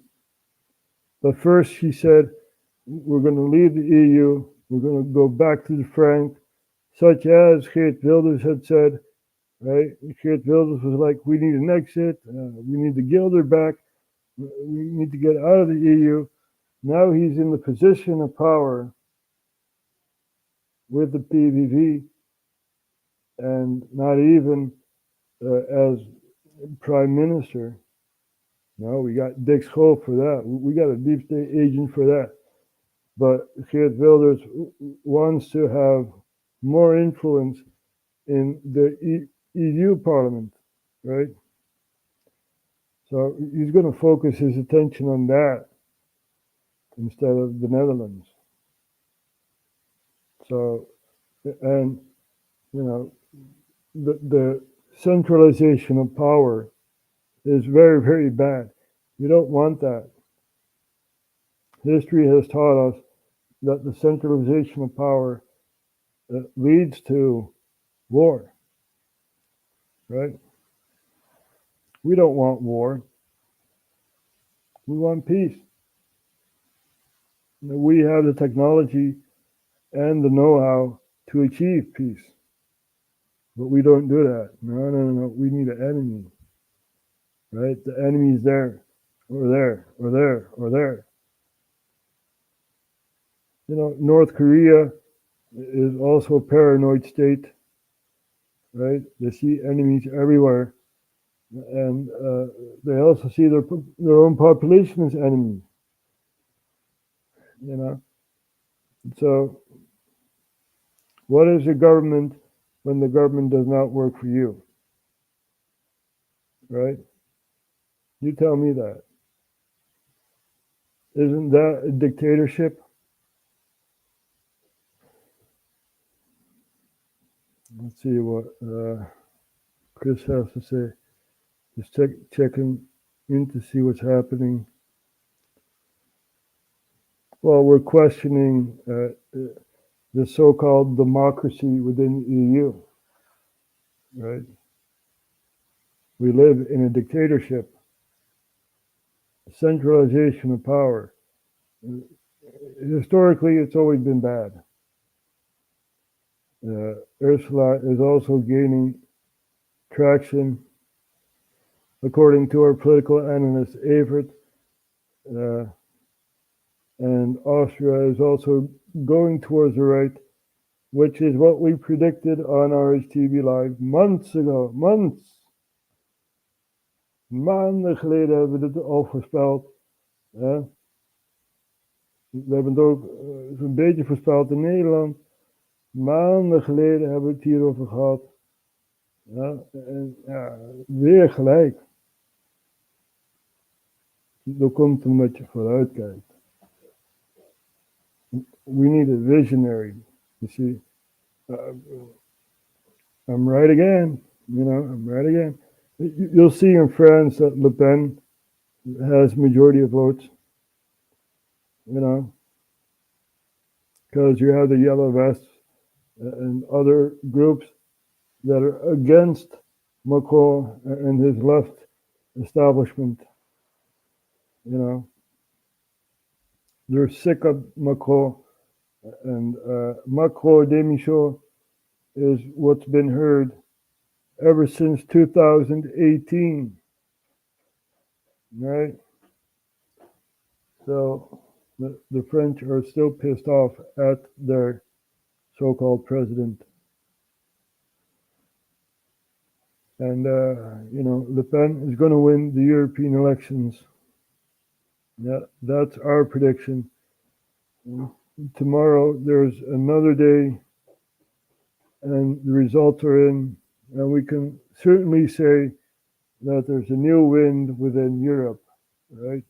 The European Parliament will make a shift to the right, even though the left does not like that. And who knows? Who knows? We're dealing with people within the EU. There's also a deep state, right? And I don't know if these people are going to get fired or whatever, you know, but the left is losing traction within the EU, and who knows what's going to happen. Maybe some terrorist attack. I see that in the near future, right? Some terrorist attack, and we can blame it on ISIS or some other proxy group, or maybe even our feared ally or enemy, Russia. Russia. So we have a concentration of troops at the border of Ukraine in Poland, and also at the border of Belarus.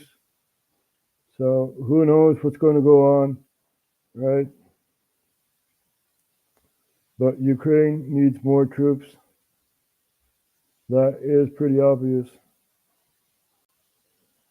And it's the Russian meat grinder that they cannot go through. Very, very sad to see that so many people are lost, you know, lost their lives. All because of war, right? Profit from war. Very, very sad thing to see. And this is not what we wanted. But it's the people in power that, you know, that support all this. So we also have China and Taiwan, right? Now, you need to understand that situation. After the Chinese Revolution, Mao came into power, and Chinese people had fled the mainland and went to the island and had established Taiwan, or as Chinese proclaim it as Taipei, right? And Taiwan had made their own government and stuff like that, their own industry, and they say that they are the representatives of China, and the Chinese People Republic, the CCP, basically, which is Chinese Communist Party, they say that mainland China is China, and that Taiwan is theirs to claim, right? Let's not talk about Japan and the expansion of Japan during World War II, where they took Taiwan and the Philippines, right? But anyway, so China says Taiwan is ours. Taiwan says, nope, we're not. We're independent. We saw what you did in Hong Kong. That's not going to happen here. So Taiwan asks for help, right? Japan does not support them, but Western powers do, such as the US and some European states, such as the Netherlands, right? The Netherlands always needs to point their nose in other people's shit. So, and they give support to the Taiwanese people. And, who knows what's going to happen because of the situation in Ukraine, which is not really the same, but comparable. You have an external power invading another country, basically. So that's all happening, right? And that's a pressure point. You see, the world has pressure points. We talked about this before. The world has pressure points. One of the pressure points is Taiwan. Another pressure point is North Korea. Now, define pressure point, that would be basically a place where you can put pressure on, right? And so, will they react or will they not react? And that is basically what's happening in North and South Korea. So we have South Korea doing drills in the north of South Korea, which is the south of North Korea, right? And North Korea says, nope, we don't want that. So North Korea shoots some missiles into the Sea of Japan or the Yellow Sea, either sea, and they're testing basically their ammunition, their weapons. And North Korea now has the door open with their neighbor, Russia. Yeah, Russia is a neighboring country. And now we have the old North Korean shells in Ukraine that are being used, whilst North Korea gets some new ammunition from Russia. So this is all happening. And very, very interesting to see that even North Korea is opening their doors towards Russia. Now, as I've said before, the U.S. presidential elections are very, very important. Why do I say that? Which U.S. president went to North Korea? Of all the presidents in the United States, which U.S. president went to North Korea? That is a question for the audience. Let's see if the audience can answer that. Which U.S. president went to North Korea? Let's see if people can answer that. We're also going to show Marjorie Taylor Greene, right? Because we love her. And that is something that I mentioned. So people can think on that, right? Which U.S. president? We can also put that in the captions. Wait. No, not that one. This one here.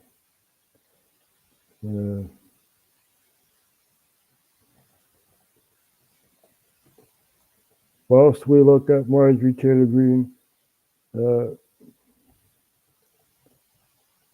we're going to put that in the captions here. There. Show. There you go. Which U.S. president went to North Korea? So we're going to show Marjorie Taylor Greene confronting the criminal called Fauci, right? And we're going to see the hypocrisy of the double standards of living.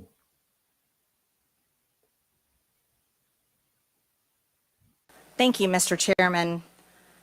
Mr. Fauci, you were quoted on CBS Face the Nation saying it's easy to criticize, but they're really criticizing science because I represent science. Do you represent science, Mr. Fauci?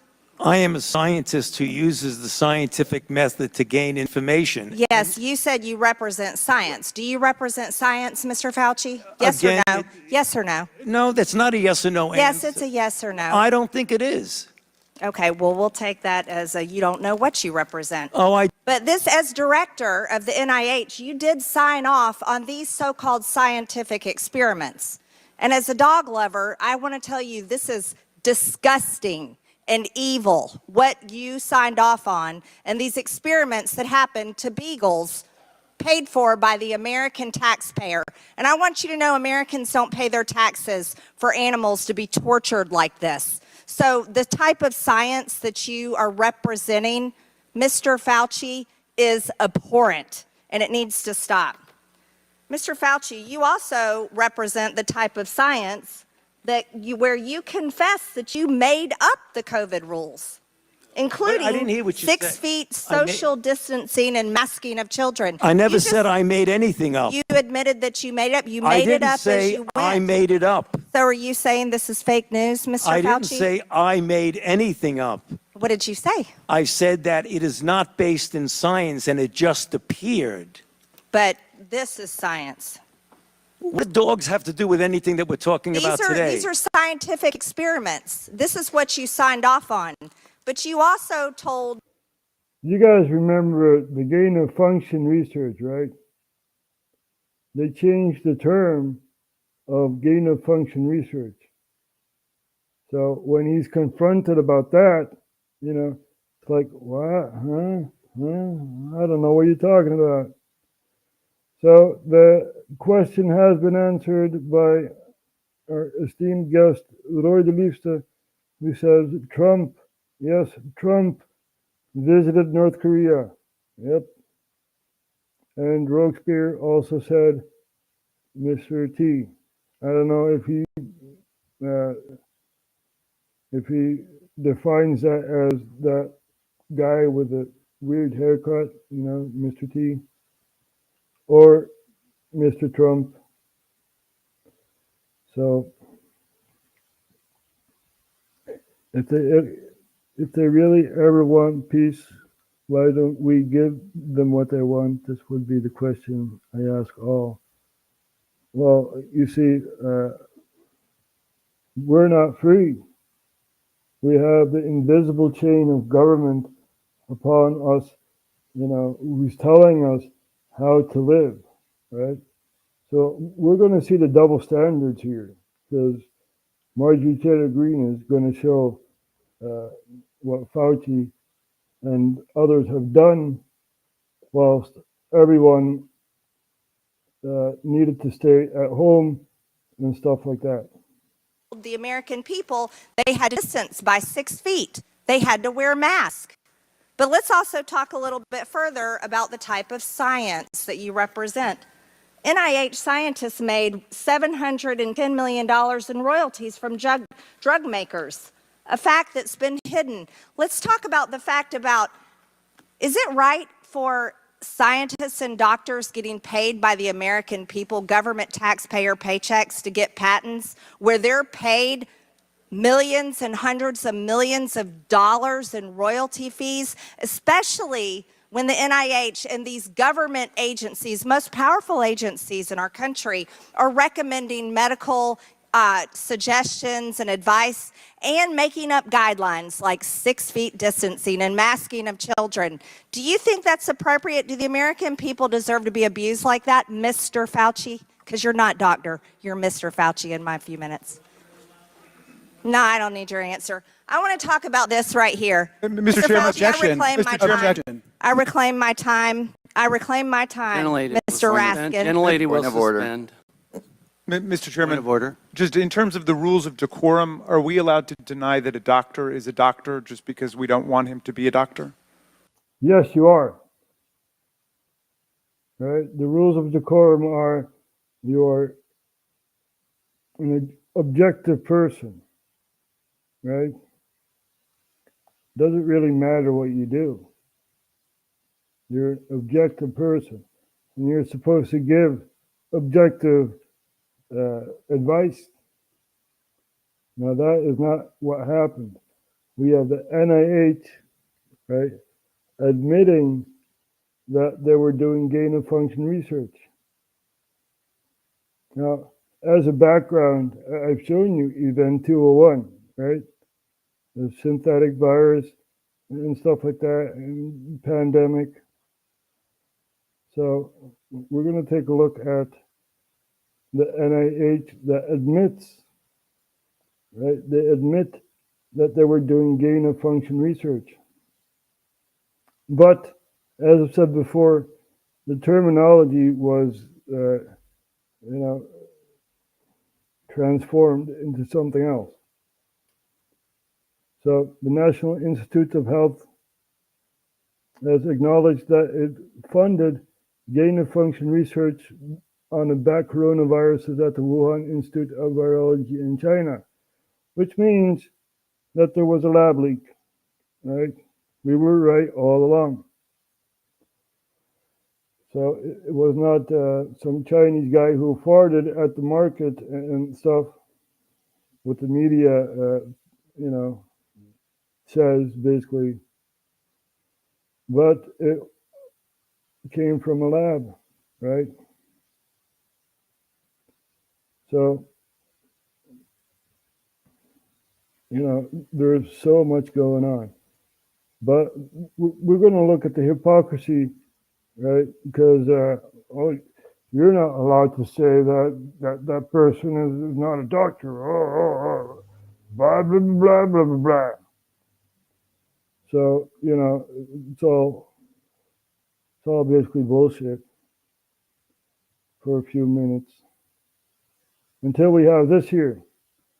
Marjorie Taylor Greene, who we love, shows a photo of Fauci, who's in the middle here, not social distancing, not wearing a mask, going to a baseball game, right?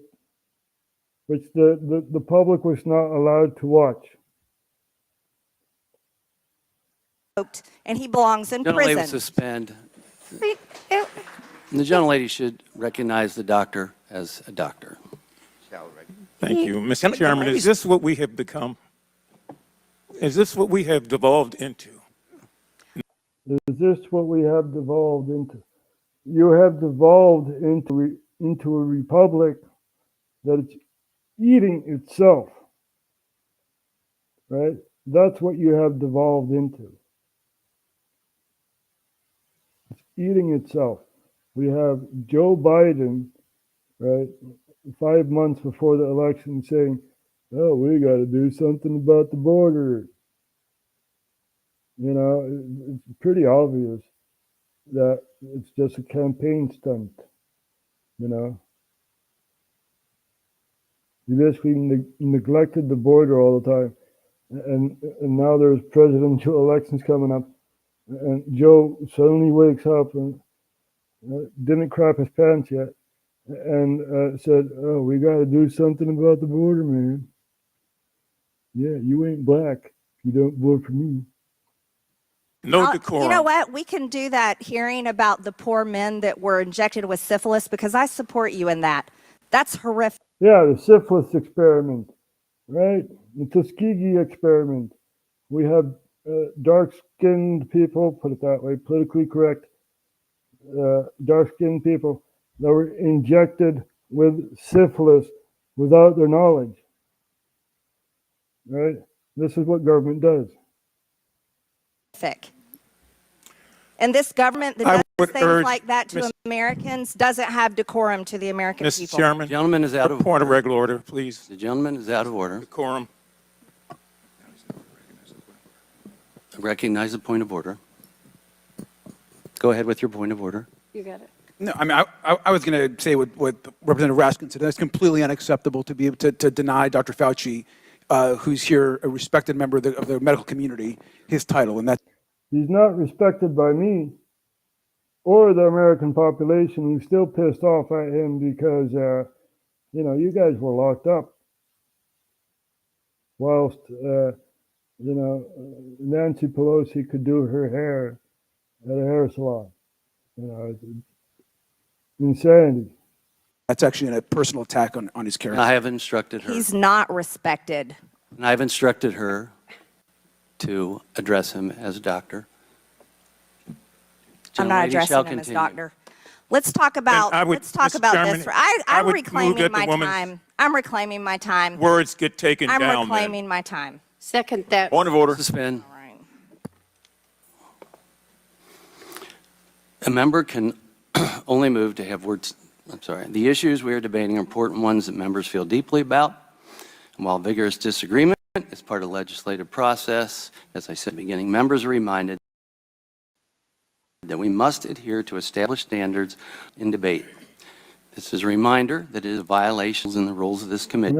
First pitch at the Washington Nationals baseball game, while Americans were forced to stay home and watch such events that they love from at home alone on their televisions. And what a hypocrisy this picture shows. Here you are without your mask, with empty seats everywhere. Remember the cardboard cutout fans? That was one of the most insulting things to Americans, having to watch the games from home where you got to go and enjoy the game and sit right next to people, not following the 6 feet of distancing. Rules for thee, but not for me. Right? And this is how it happens. This is how it goes. You know, it's one big club and you're not in it. You got to stay home. You got to wear your mask. You got to wash your hands. You got to social distance. But people in power, they can jet set anywhere, you know. We even have our king that left the country when the country was under lockdown because he needed a vacation. Rules for thee, but not for me. And this is what they planned during Event 201, right? Expansion of power. Not wearing your mask, and everyone else was forced to stay home and stop enjoying life. And your science here, your science is displayed perfectly. So you got to social distance yourself. You got to make music in your own bubble, right? Whilst Fauci and friends can sit next to each other and laugh at us. Because we're working along with their social experiment, right? Keep the masses afraid. I'm not afraid of anything. You know, I would confront Fauci if he were in front of me. I don't care. In this picture, where children in school were put in plastic bubbles because of your science. Your repulsive, evil science. And let's go back to your very own email. You said earlier you don't use email. Oh, you do. Right here. This is your own email where you said the typical mask you buy in the drugstore is not really effective in keeping out virus. I do not recommend that you wear a mask. This is your email. This is your own words. But yet children all over America were forced to wear masks. Healthy children forced to wear masks, muzzled in their school. This is a very, very deep and touching thing. This is expansion of power. It's even in the classroom. Kids got to wear a mask. They got to social distance. Right? But Fauci, no. Or our leaving prime minister, no. You know, our prime minister had proclaimed, you know, from this day on, you're not allowed to shake hands. So government had basically said to the population, if you shake hands, you get a fine because you got to social distance. Whilst the Minister of Justice was having his wedding, right? No. Not for them. It's not their concern. You know, they're the higher ups, right? We're just the plebs. The extreme right. Yeah, right. You know, when there is a right ideology, right-wing ideology established in Europe, I'll still be alive. I'll still be criticizing the power structure and stuff like that. If that's, you know, if that's a fact, who knows? Who knows what life will bring? But, you know, maybe government will shut me down, even though I have not earned a penny from all the viewers watching from Canada to the US to even China. You know, they're also watching. The Russians are watching. The whole world is watching RHTVLive. I'm not bragging, you know. I'm not bragging. It's just a fact. So, yeah. I'm just stating the obvious. You are supposed to social distance, right? But Fauci, he can jet set anywhere. Schools. And then they were forced to learn from home because of your so-called science and your medical suggestions, while you and all your cronies get paid from Big Pharma.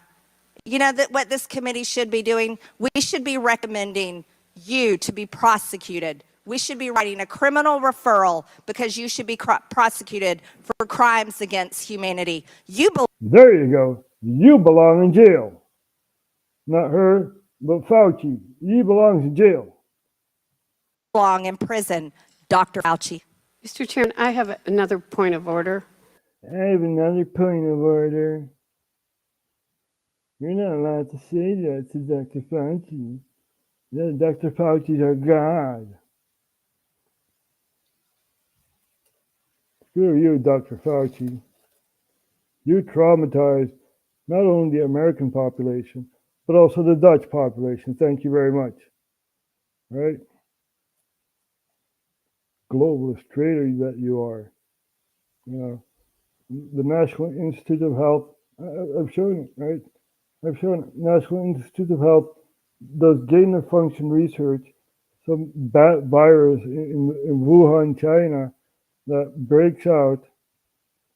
You're not even allowed to talk about that, you know.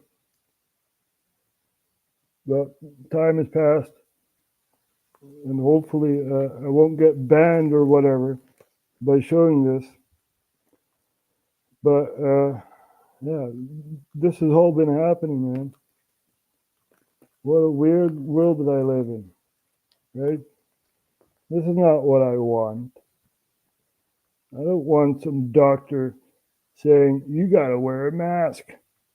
Yeah, and I can travel anywhere, and you got to stay at home. You know,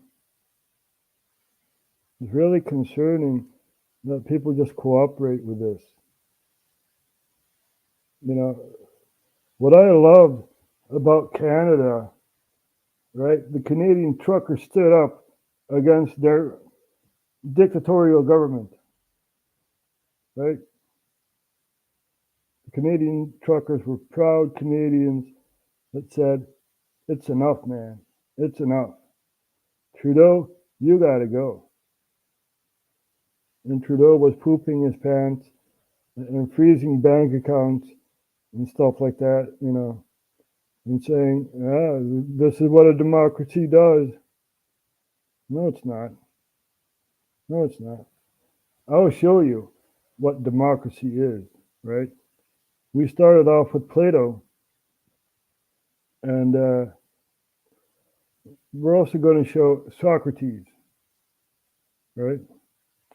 Now, Socrates hated democracy.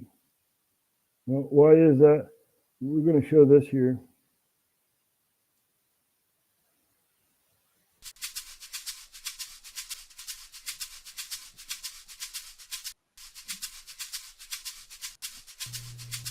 We're used to thinking very highly of democracy, and by extension of ancient Athens, the civilization that gave rise to it. The Parthenon has become almost a byword for democratic values, which is why so many leaders of democracies like to be photographed there. It's therefore very striking to discover that one of ancient Greece's greatest achievements, philosophy, was highly suspicious of its other achievement, democracy. The founding father of Greek philosophy, Socrates, is portrayed in the dialogues of Plato as hugely pessimistic about the whole business of democracy. In Book 6 of the Republic, Plato describes Socrates falling into conversation with a character called Adimantus and trying to get him to see the flaws of democracy by comparing a society to a ship. If you were heading out on a journey by sea, asks Socrates, who would you ideally want deciding who was in charge of the vessel? Just anyone, or people educated in the rules and demands of seafaring? The latter, of course, says Adimantus. So why then, responds Socrates, do we keep thinking that any old person should be fit to judge who should be the ruler of a country? Socrates' point is that voting in an election is a skill, not a random intuition. And like any skill, it needs to be taught systematically to people. Letting the citizenry vote without an education is as irresponsible as putting them in charge of a trireme sailing to Samos in a storm. Socrates was to have first-hand catastrophic experience of the foolishness of voters. In 399 BC, the philosopher was put on trial on trumped-up charges of corrupting the youth of Athens. A jury of 500 Athenians was invited to weigh up the case and decided by a narrow margin that the philosopher was guilty. He was put to death by hemlock in a process which is, for thinking people, every bit as tragic as Jesus' condemnation has been for Christians. Crucially, Socrates was not elitist in the normal sense. He didn't believe that a narrow few should only ever vote, rather insist that only those who had thought about issues rationally and deeply should be let near a vote. We have forgotten this distinction between an intellectual democracy and a democracy by birthright. We've given the vote to all without connecting it to wisdom.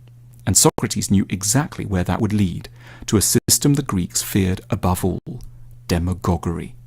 Ancient Athens had painful experience of demagogues. For example, the louche figure of Alcibiades, a rich, charismatic, smooth-talking, wealthy man who eroded basic freedoms and helped to push Athens to its disastrous military adventures in Sicily.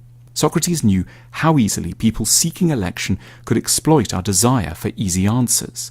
He asked us to imagine an election debate between two candidates, one who was like a doctor and the other who was like a sweet shop owner.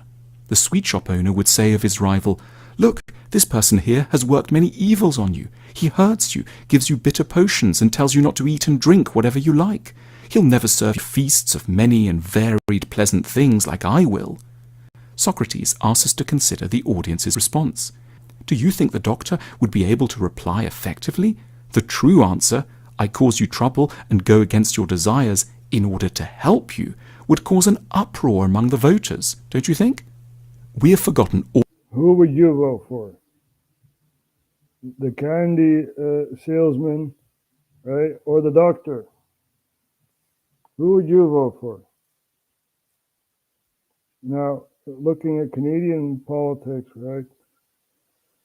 You guys voted for the candy salesman, right? Trudeau was like, "Oh, you guys want to get high? Yeah, we're going to legalize that, you know?" And that's what Canadians fell for. They fell for the smiley face, not even understanding the power structure. And that was the most beautiful thing to see during the trucker convoy. Canadians were finally looking at politics. And we're like, "Hey, wait a minute, this is wrong." This is wrong what's happening here. So this is the basic principle why I'm also against democracy, right? A republic would be better, but that's also a power structure that can be corrupted. So let's take a look at this. Things like I will. Socrates asks us to consider the audience's response. Do you think the doctor would be able to reply effectively? The true answer, I cause you trouble and go against your desires in order to help you, would cause an uproar among the voters, don't you think? We have forgotten all about Socrates' salient warnings against democracy. We have preferred to think of democracy as an unambiguous good rather than as something that is only ever as effective as the education system that surrounds it. As a result, we have elected many sweet shop owners and very few doctors. And that is the major problem of a democracy, right?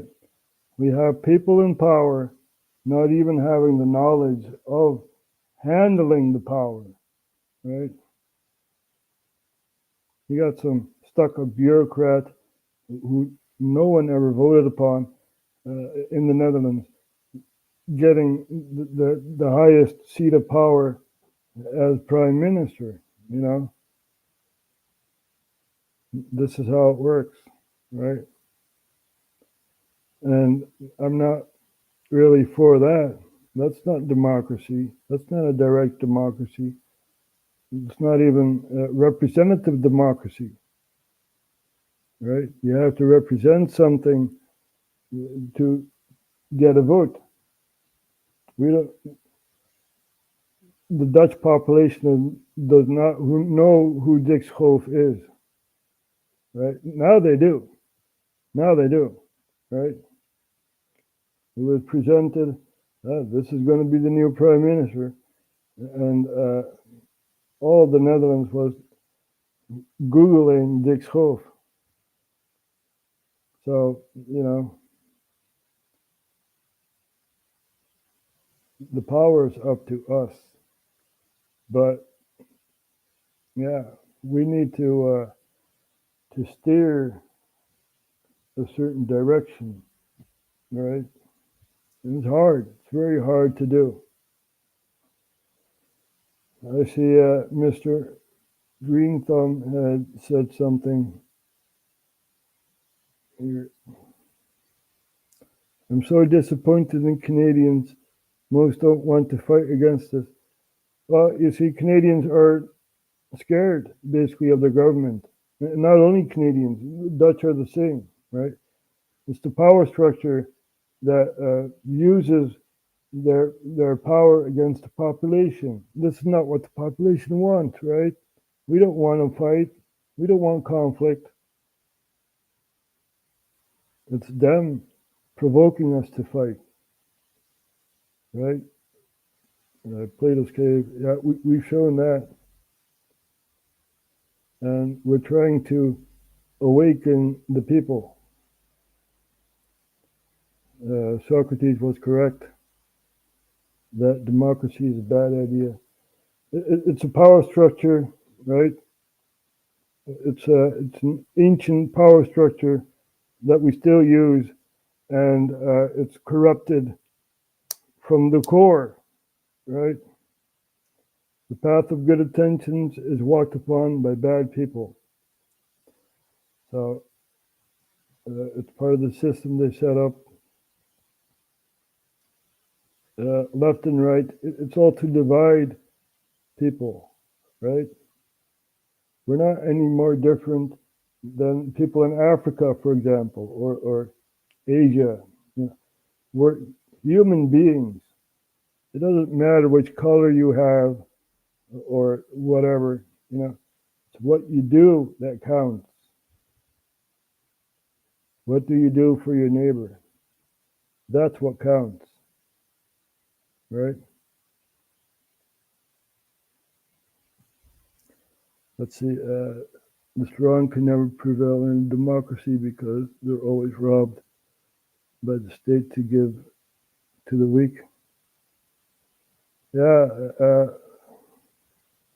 I don't believe in power structures, right? So you must have a system where there is no power structure,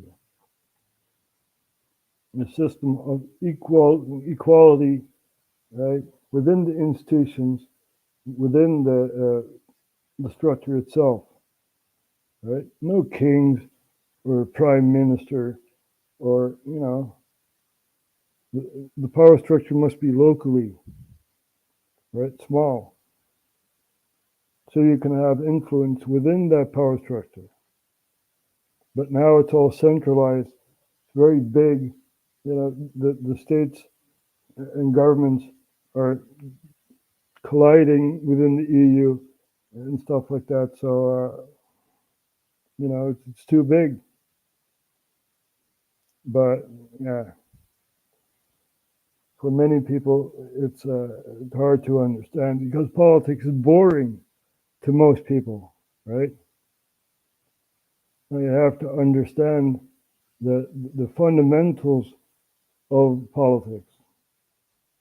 There used to be a balance between philosophers and people within power in politics. So there used to be a balance. That balance is offset a long time ago. The Roman Republic and stuff like that. Do your history. Let's see what this comment is. We need to become sovereign people, not control. We are a sovereign people, but we don't see that way because government has their institutions that rule over us. The rule of law. What is the law when it changes every once in a while? So you are the sovereign, but all these institutions keep you down, the invisible chains of government that keep you down, right? Money, for example, is made out of nothing. It's just something you can trade, We're not going to talk about the whole monetary system. We have talked about it, but it's based on thin air, and oil, if you look at the petrodollar. But, it's basically based out of nothing. This whole system is a lie, right? From beginning to end. Now, if they can kill President JFK, can't they meddle in elections during 2020? Is that allowed? Are you allowed to say that? That the elections were stolen? Or will I be banned? I don't know.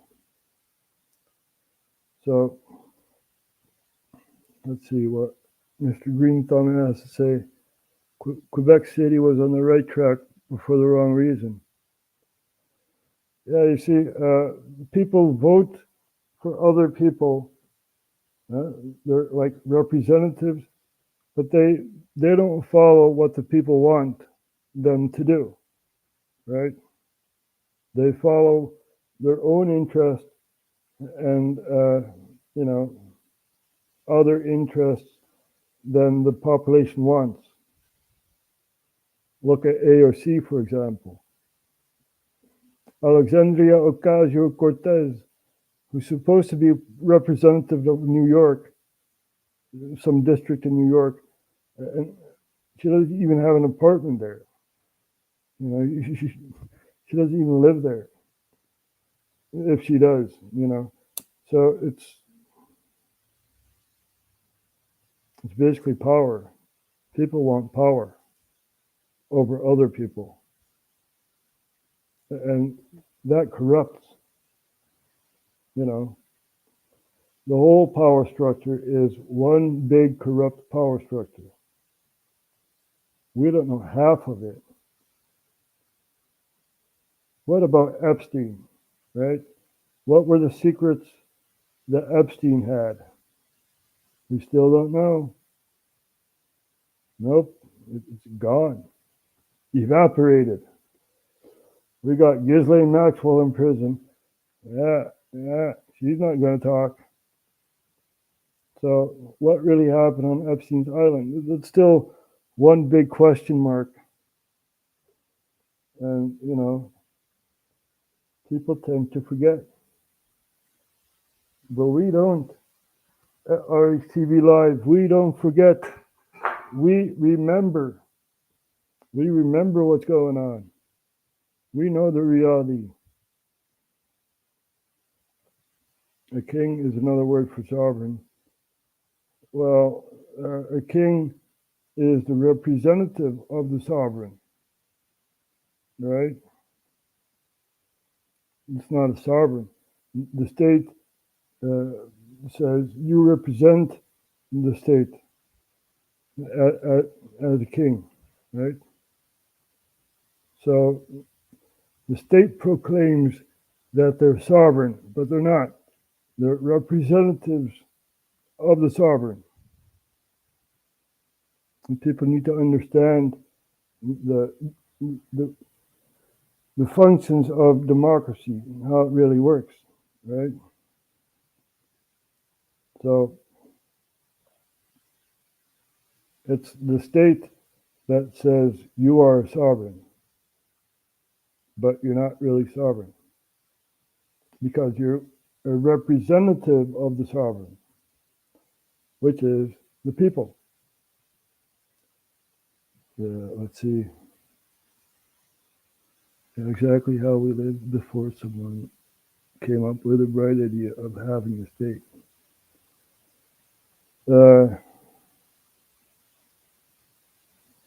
Yeah, it's very interesting what Robespierre says there. I'd rather see that too, you know, sort of state of anarchy, you know, not in a negative sense, but no one has power over each other. The voluntary system, basically. That's what we are thriving for, right? That's what we want. At least that's what I want. And yeah, let's see. Sounds like how the Acadians lived before they were expelled by the British. Yeah, those British, they were everywhere. Pax Britannica, right? So, you know, it's amazing. It's amazing. Now, we've been live for 2 and somewhat hours. We can go on for hours, you know. Try to explain what's going on in, for example, Kashmir, Jammu and Kashmir. Right? Very interesting place. Now, you may say, Jammu and Kashmir, never heard of that. We're going to show you Jammu and Kashmir. There we go. We have this here, a region, Jammu and Kashmir, that is basically very complex and very interesting to see what's happening there. You basically have a region which two countries proclaim, right? You have Pakistan. Oh man, my voice is going away. You have Pakistan and India and Jammu and Kashmir. One part of Jammu and Kashmir is proclaimed by Pakistan and another by India. And you have bordering places where China is trying to intervene and also Afghanistan, right? Here we have Afghanistan with that weird thing here. So very interesting place, Jammu and Kashmir, and also a pressure point.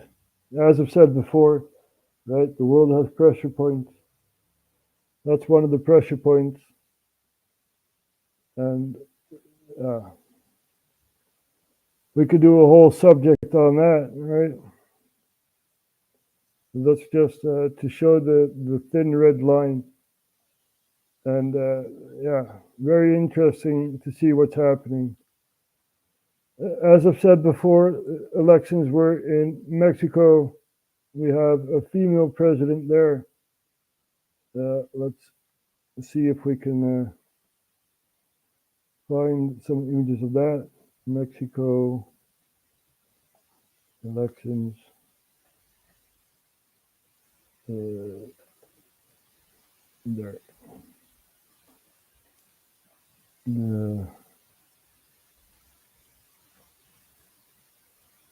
Let's see if we can find some images. We found some images here.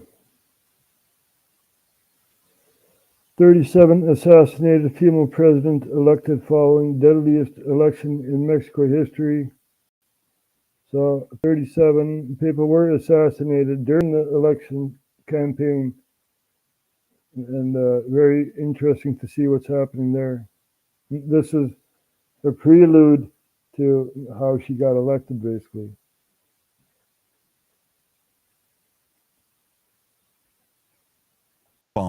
Landslide presidential victory and Morena's gains surprised markets, with Chris Turner from ING noting concerns about Morena potentially pursuing market non-friendly policies of constitutional reform. Sheinbaum secured between 58.3 to 60.7 and 60.7 of the vote, and the highest Mexico majority history. Despite market jitters, Sheinbaum's acceptance speech aimed to reassure markets by emphasizing a commitment to an autonomous central bank, maintaining the division between economic and political powers, and persevering a disciplined fiscal stance, as noted by JP Morgan. Ricky, what's going on with Mexico right now? Oh, man. You know, when I'm talking to people, you know, as you guys know, 80% of my family's in Mexico. My dad lives in Mexico. You know, when I'm a dual citizen, I'm a Mexican citizen, American citizen. And when you see things like this, basically what they're going through is they've had so many years of corruption. With it used to be more of a two-party system, which was el PRI y el PAN, which is two-party system. Then they kind of started doing Morena, you know, all this other stuff they started coming up with to break up the two-party system. And then what ended up happening was that AMLO, which is a current president, he's our version of a Bernie Sanders, ran for president two presidencies ago. Lost. He says he got cheated out of his presidency. And by the way, 100%. When Enrique Peña Nieto and him were running, which was the last president, they took it from him and they say they stole the election, which I believe in. Mexico, it's very, very much real. A lot of intimidation. They'll do care packages. You know, here it's illegal to do that in Mexico. At the voting booth, they'll do a care package, rice, soap, food, beans, and say, They're serious. Oh yeah, of course, you can look it up. I'm dead. You can look it up. They'll give you, and then I'll tell you, who gave you this? Morena. Who gave you this? Morena. Who gave you Morena? So they'll literally be at the voting booth. You give them a care package, and they're switching their vote. Wow. Yeah, this is not My like rice is better. Yeah, exactly. Matter of fact, when the cartels want somebody voted in, they'll do the same thing. This is on behalf of so and so. This is obviously it's funded through them. But anyway, going back to So here we have a Mexican giving Mexican politics, which is basically you have political parties, right, and you have cartels, and you had a president fighting off the cartels. Now you have a president saying we need to educate these cartels and stuff like that. We need to give them an education book, and they will change, you know. So this is all happening. And the power of the cartels is still influential in Mexican politics. Now, we've seen that also happening in Haiti, right? Remember Haiti, Mr. Barbecue, you know, torching houses and stuff like that. Yeah, that's also happening in Haiti, the power vacuum. which is still not resolved. You have an interim government, but they have basically no power. So let's take a look at Haiti, right? We're flying here, so Haiti news.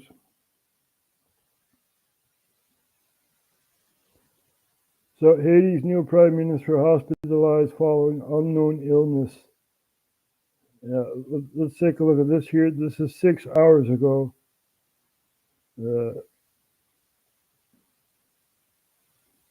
20-second clip.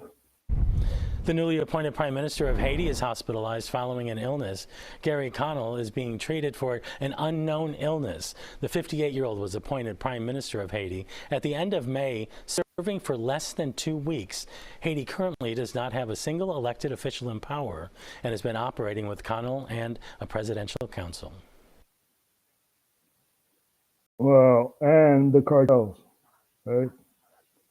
You have Mr. Barbecue, who wants to be taken seriously by the government.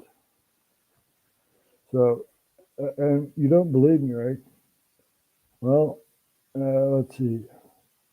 Barbecue, there we go. Haiti gang leader Barbecue says he will consider ceasefire. This is 2 months ago.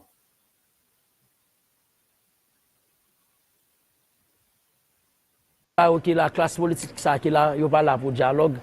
Raison parce que yo pas pour Haïti dans cœur ou même j'en avec nous. Classe politique qui là y a fait une exclusion côté que y a dit bandi, nèg azam baladan. Mais son façon pour renouveler système nan, Jean Lia parce que système nan il vient dans bout li. Et quand I don't know if you guys can read the subtitles, but let's go back. This is a way for them to revive the same system. He means the system of oppression, slavery, right? The modern slave. He wants a big change. And he's willing to set houses on fire, which gave him the name Barbecue. So he basically wants a dissolution of power. And that can be respected, even though he's the one carrying a weapon, right?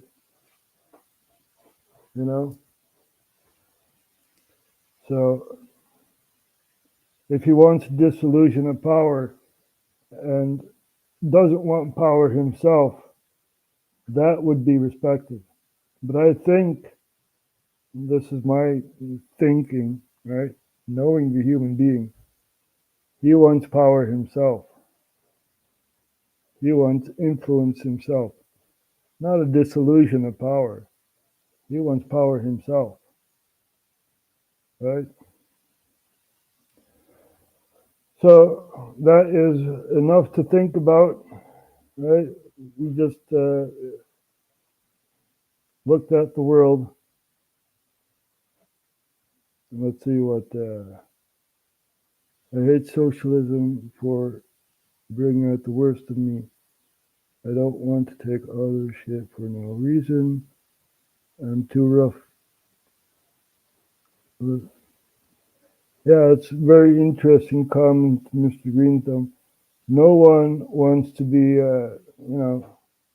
subjected by government rules, right? Whether you're a capitalist system or a socialist system, it's both wrong. Hyper-capitalism, if you look at the U.S., certain states in the U.S., it's a hellscape. Whilst the U.S. gives loads of money, buckets of money to Ukraine and stuff like that, it's insanity, really is insanity. So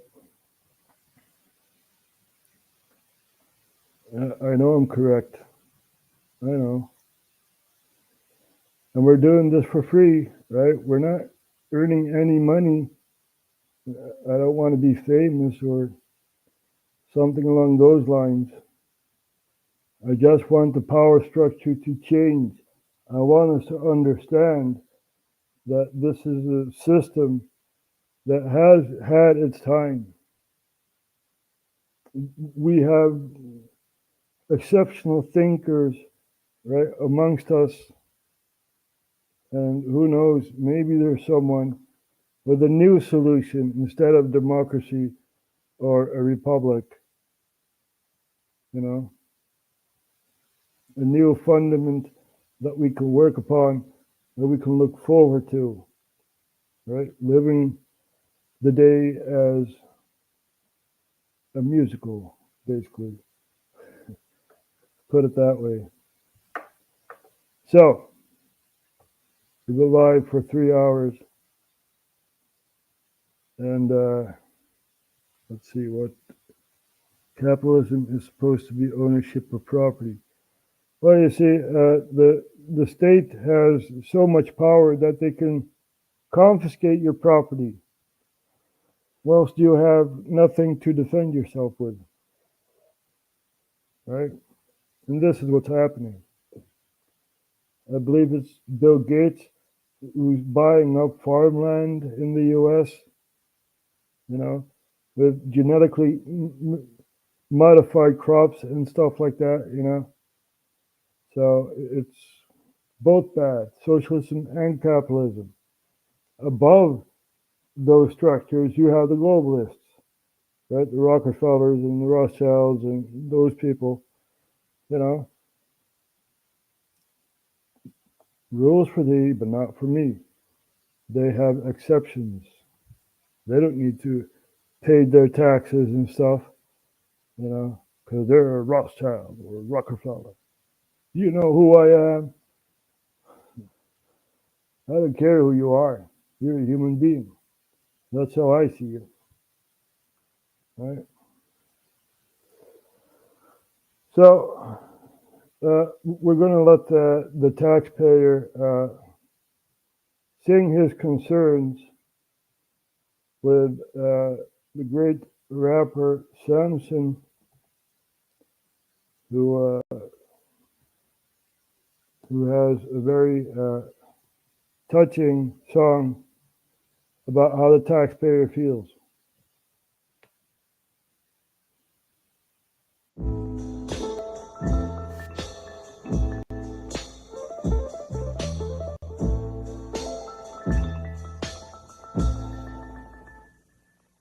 I'm hurting. I can feel my money draining. They take everything I make and you wonder why I'm complaining. I break my neck to make this money that they just come and take it from me. My wages ain't that great in the first place. I should be paying you nothing, but they keep on coming and they keep on taking. These motherfuckers go ham on me every time I bring them the bacon. And I wonder what it's for. Ukraine, great funding a war. Have we spent enough yet? Should I guess not? Look, here they come for some more. Fuck me, I'm sore. Sucks being poor. You had the same job for the last 6 years, wasn't struggling before. Back when Trump was in office, fuck all the junk that they called him. I never saw any of the shit that people always said he was in the comments. All of it was nonsense, I ain't even trying to ride him either. I'm just saying you gotta admit that shit was fine when he was the leader. It was fine when he was in charge. I never saw bills as high as they are. I never got chills just literally thinking about filling up my car. It shouldn't be that way. I don't care about Russia or Ukraine, but I do care about my own country. Is that insane? I care a lot about all the tons of money that we're paying, because it's mine, not yours, and I'm the one that feels the pain. I get taxed on my fucking ass for every dime I make. It'd be fine if they would spend my money wisely, but no way. It'd be great if they would take it and pay for important shit that benefited you and me, and not just wage wars with it. And where the fuck are all the liberals? I thought you stood against this shit. I thought the war machine was your enemy. Now you're friends with it? Now you wanna go to war? Now you wanna fight? Now you wanna pick sides in a feud where everyone is white? Now you wanna get involved and go and blow a person up? I'm just saying, I'm surprised this altercation ain't diverse enough. No one deserves this stuff. I just don't believe the tears you weep. Countries where brown people get bombed every day. I don't hear a peep, you fucking hypocrites. Thought the race thing was your shtick. I thought as long as white people were involved, you don't give a shit. Those are your words, not mine. I'm just wondering why. Why do we have endless money for them and none for Hawaii?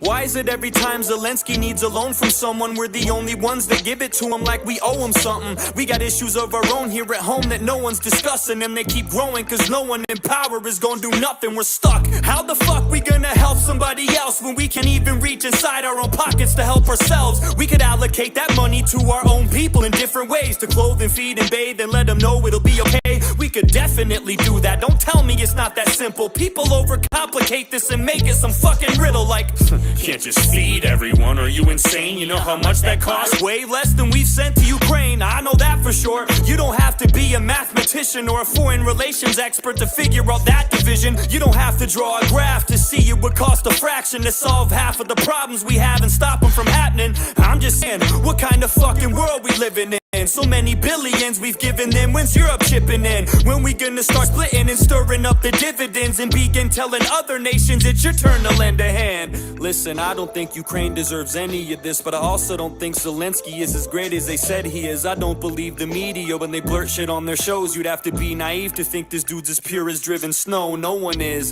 especially when you run a nation, dog. Your morals are compromised the minute that you take the job. So I don't trust Zelensky, Putin, Biden, or anyone. I don't think any of them give a fuck about all us little ones. All the people of Russia, all the people of Ukraine, most of the people of the USA probably feel the same. We don't want this shit, it's only the elites that do. They line their pockets, they profit from this, but not from me and you. Quite the contrary, in fact, we pay for it with our lives and money. They take chunks of everything we make and soldiers die for nothing, so they can gain some more power and keep their banks fat. And all we get is table scraps. Fuck yeah, it makes me mad. Fuck yeah, I get upset. We're constantly ignored. Why the fuck I gotta pay for this? I don't want this war. How the Pentagon have $6 billion unaccounted for, but when I do my taxes, I'm afraid to be $1 short. I'm afraid I'll go to jail. I'm afraid I'll do some time if I don't pay you back the money that you wasted. That was mine. I can't keep quiet anymore. It's impossible to shut up. I'm sick and tired of being responsible for all your fuck-ups. But the question is, what are we gonna do about it? There's never a plan of action. All we seem to do is shout it, and I'm guilty of it too. Always bitching and complaining, never walking, always talking, always lipping off and saying I'ma do shit, but I don't. And to be honest with you, that's the reason I don't make a lot of songs, and that's the truth. I'm sick of bumping my gums. I'm tired of flapping my jibs. Something needs to be done, and I don't know if rapping is it. We need a real solution, but we need to get together first, because unless we're all in this as a whole, it'll never work. However, what do I know?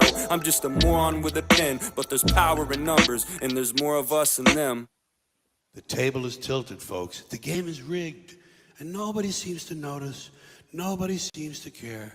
Good, honest, hard-working people, white collar, blue collar, doesn't matter what color shirt you have on, continue to elect these rich cocksuckers who don't give a fuck about them.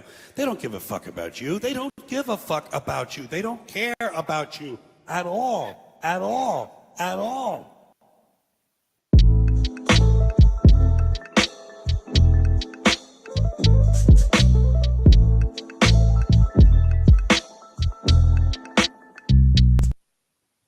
They don't give a fuck about you. That is a deep concern. That is a very deep concern, because they're representatives, they work for us. Damn it, we don't work for them.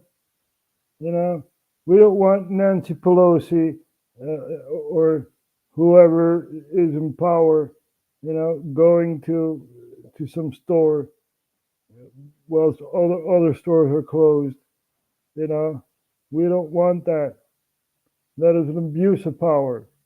Now, you may say, you know, I'm stuck on Nancy Pelosi, but it's true.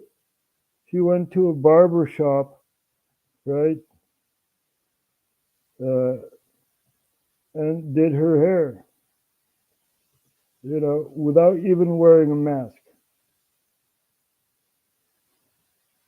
Here you go. I just showed Fauci, right? You know, she was, or he was, maybe she, who knows? But Fauci went to a baseball game, stuff like that, you know. Here we have Nancy Pelosi shrouding her power, you know, and I want to do my hair. I'm Nancy Pelosi. I'm in power. You got to listen to me. Surveillance video shows her at a hair salon getting a blowout and not wearing a face mask. The optics don't look good. There needs to be a whole lot of explanation about it. It's terrible. Nancy Pelosi is a hypocrite. The most powerful woman in America can be seen with wet hair inside a salon in San Francisco. Problem is, under California COVID-19 regulations, clients cannot be serviced indoors. All blowouts, dye jobs, and styling must be conducted outdoors, like this. The owner of the salon, Emily Kia, says to get by during the pandemic, she rents out chairs in her salon to several independent stylists. On Sunday night, one of those stylists texted her to say that Nancy Pelosi was coming in for a blowout. After the appointment was over, she checked the security footage and was not happy with what she saw. It was a slap in the face that she went in, that she feels that she can just go and get her stuff done while no one else can go in and I can't work, Kias tells Fox News. It is just disturbing. President. There you go. There you go. Nancy Pelosi just sways in the shop. I want to get my hair done. I want to blow out. I want to dry up my hair.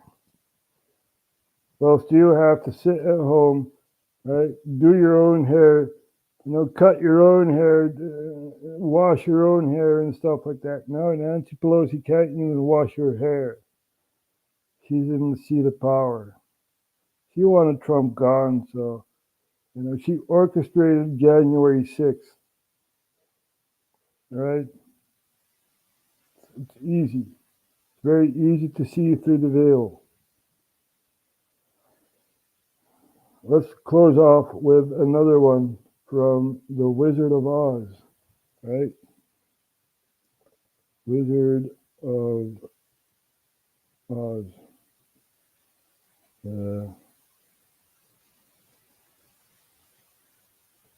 Opening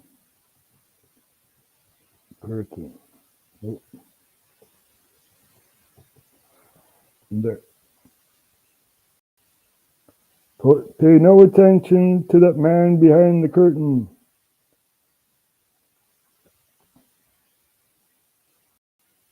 Do not arouse the wrath of the great and powerful Oz. I said come back tomorrow. If you were really great and powerful, you'd keep your promises. Do you presume to criticize the great Oz? You are... Now pay attention, right? A dog can see through the veil of reality. He knows, because he still has his animal instincts. Ungrateful creatures, think yourselves lucky that I'm giving you audience tomorrow instead of 20 years from now. Oh, the great Oz has spoken.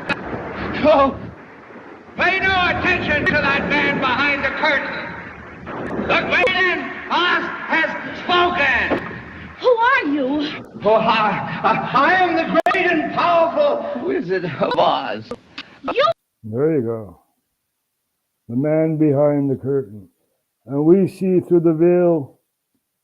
We see through the lies. Right? We're going to close off with the hope that the flame of freedom will reignite, right?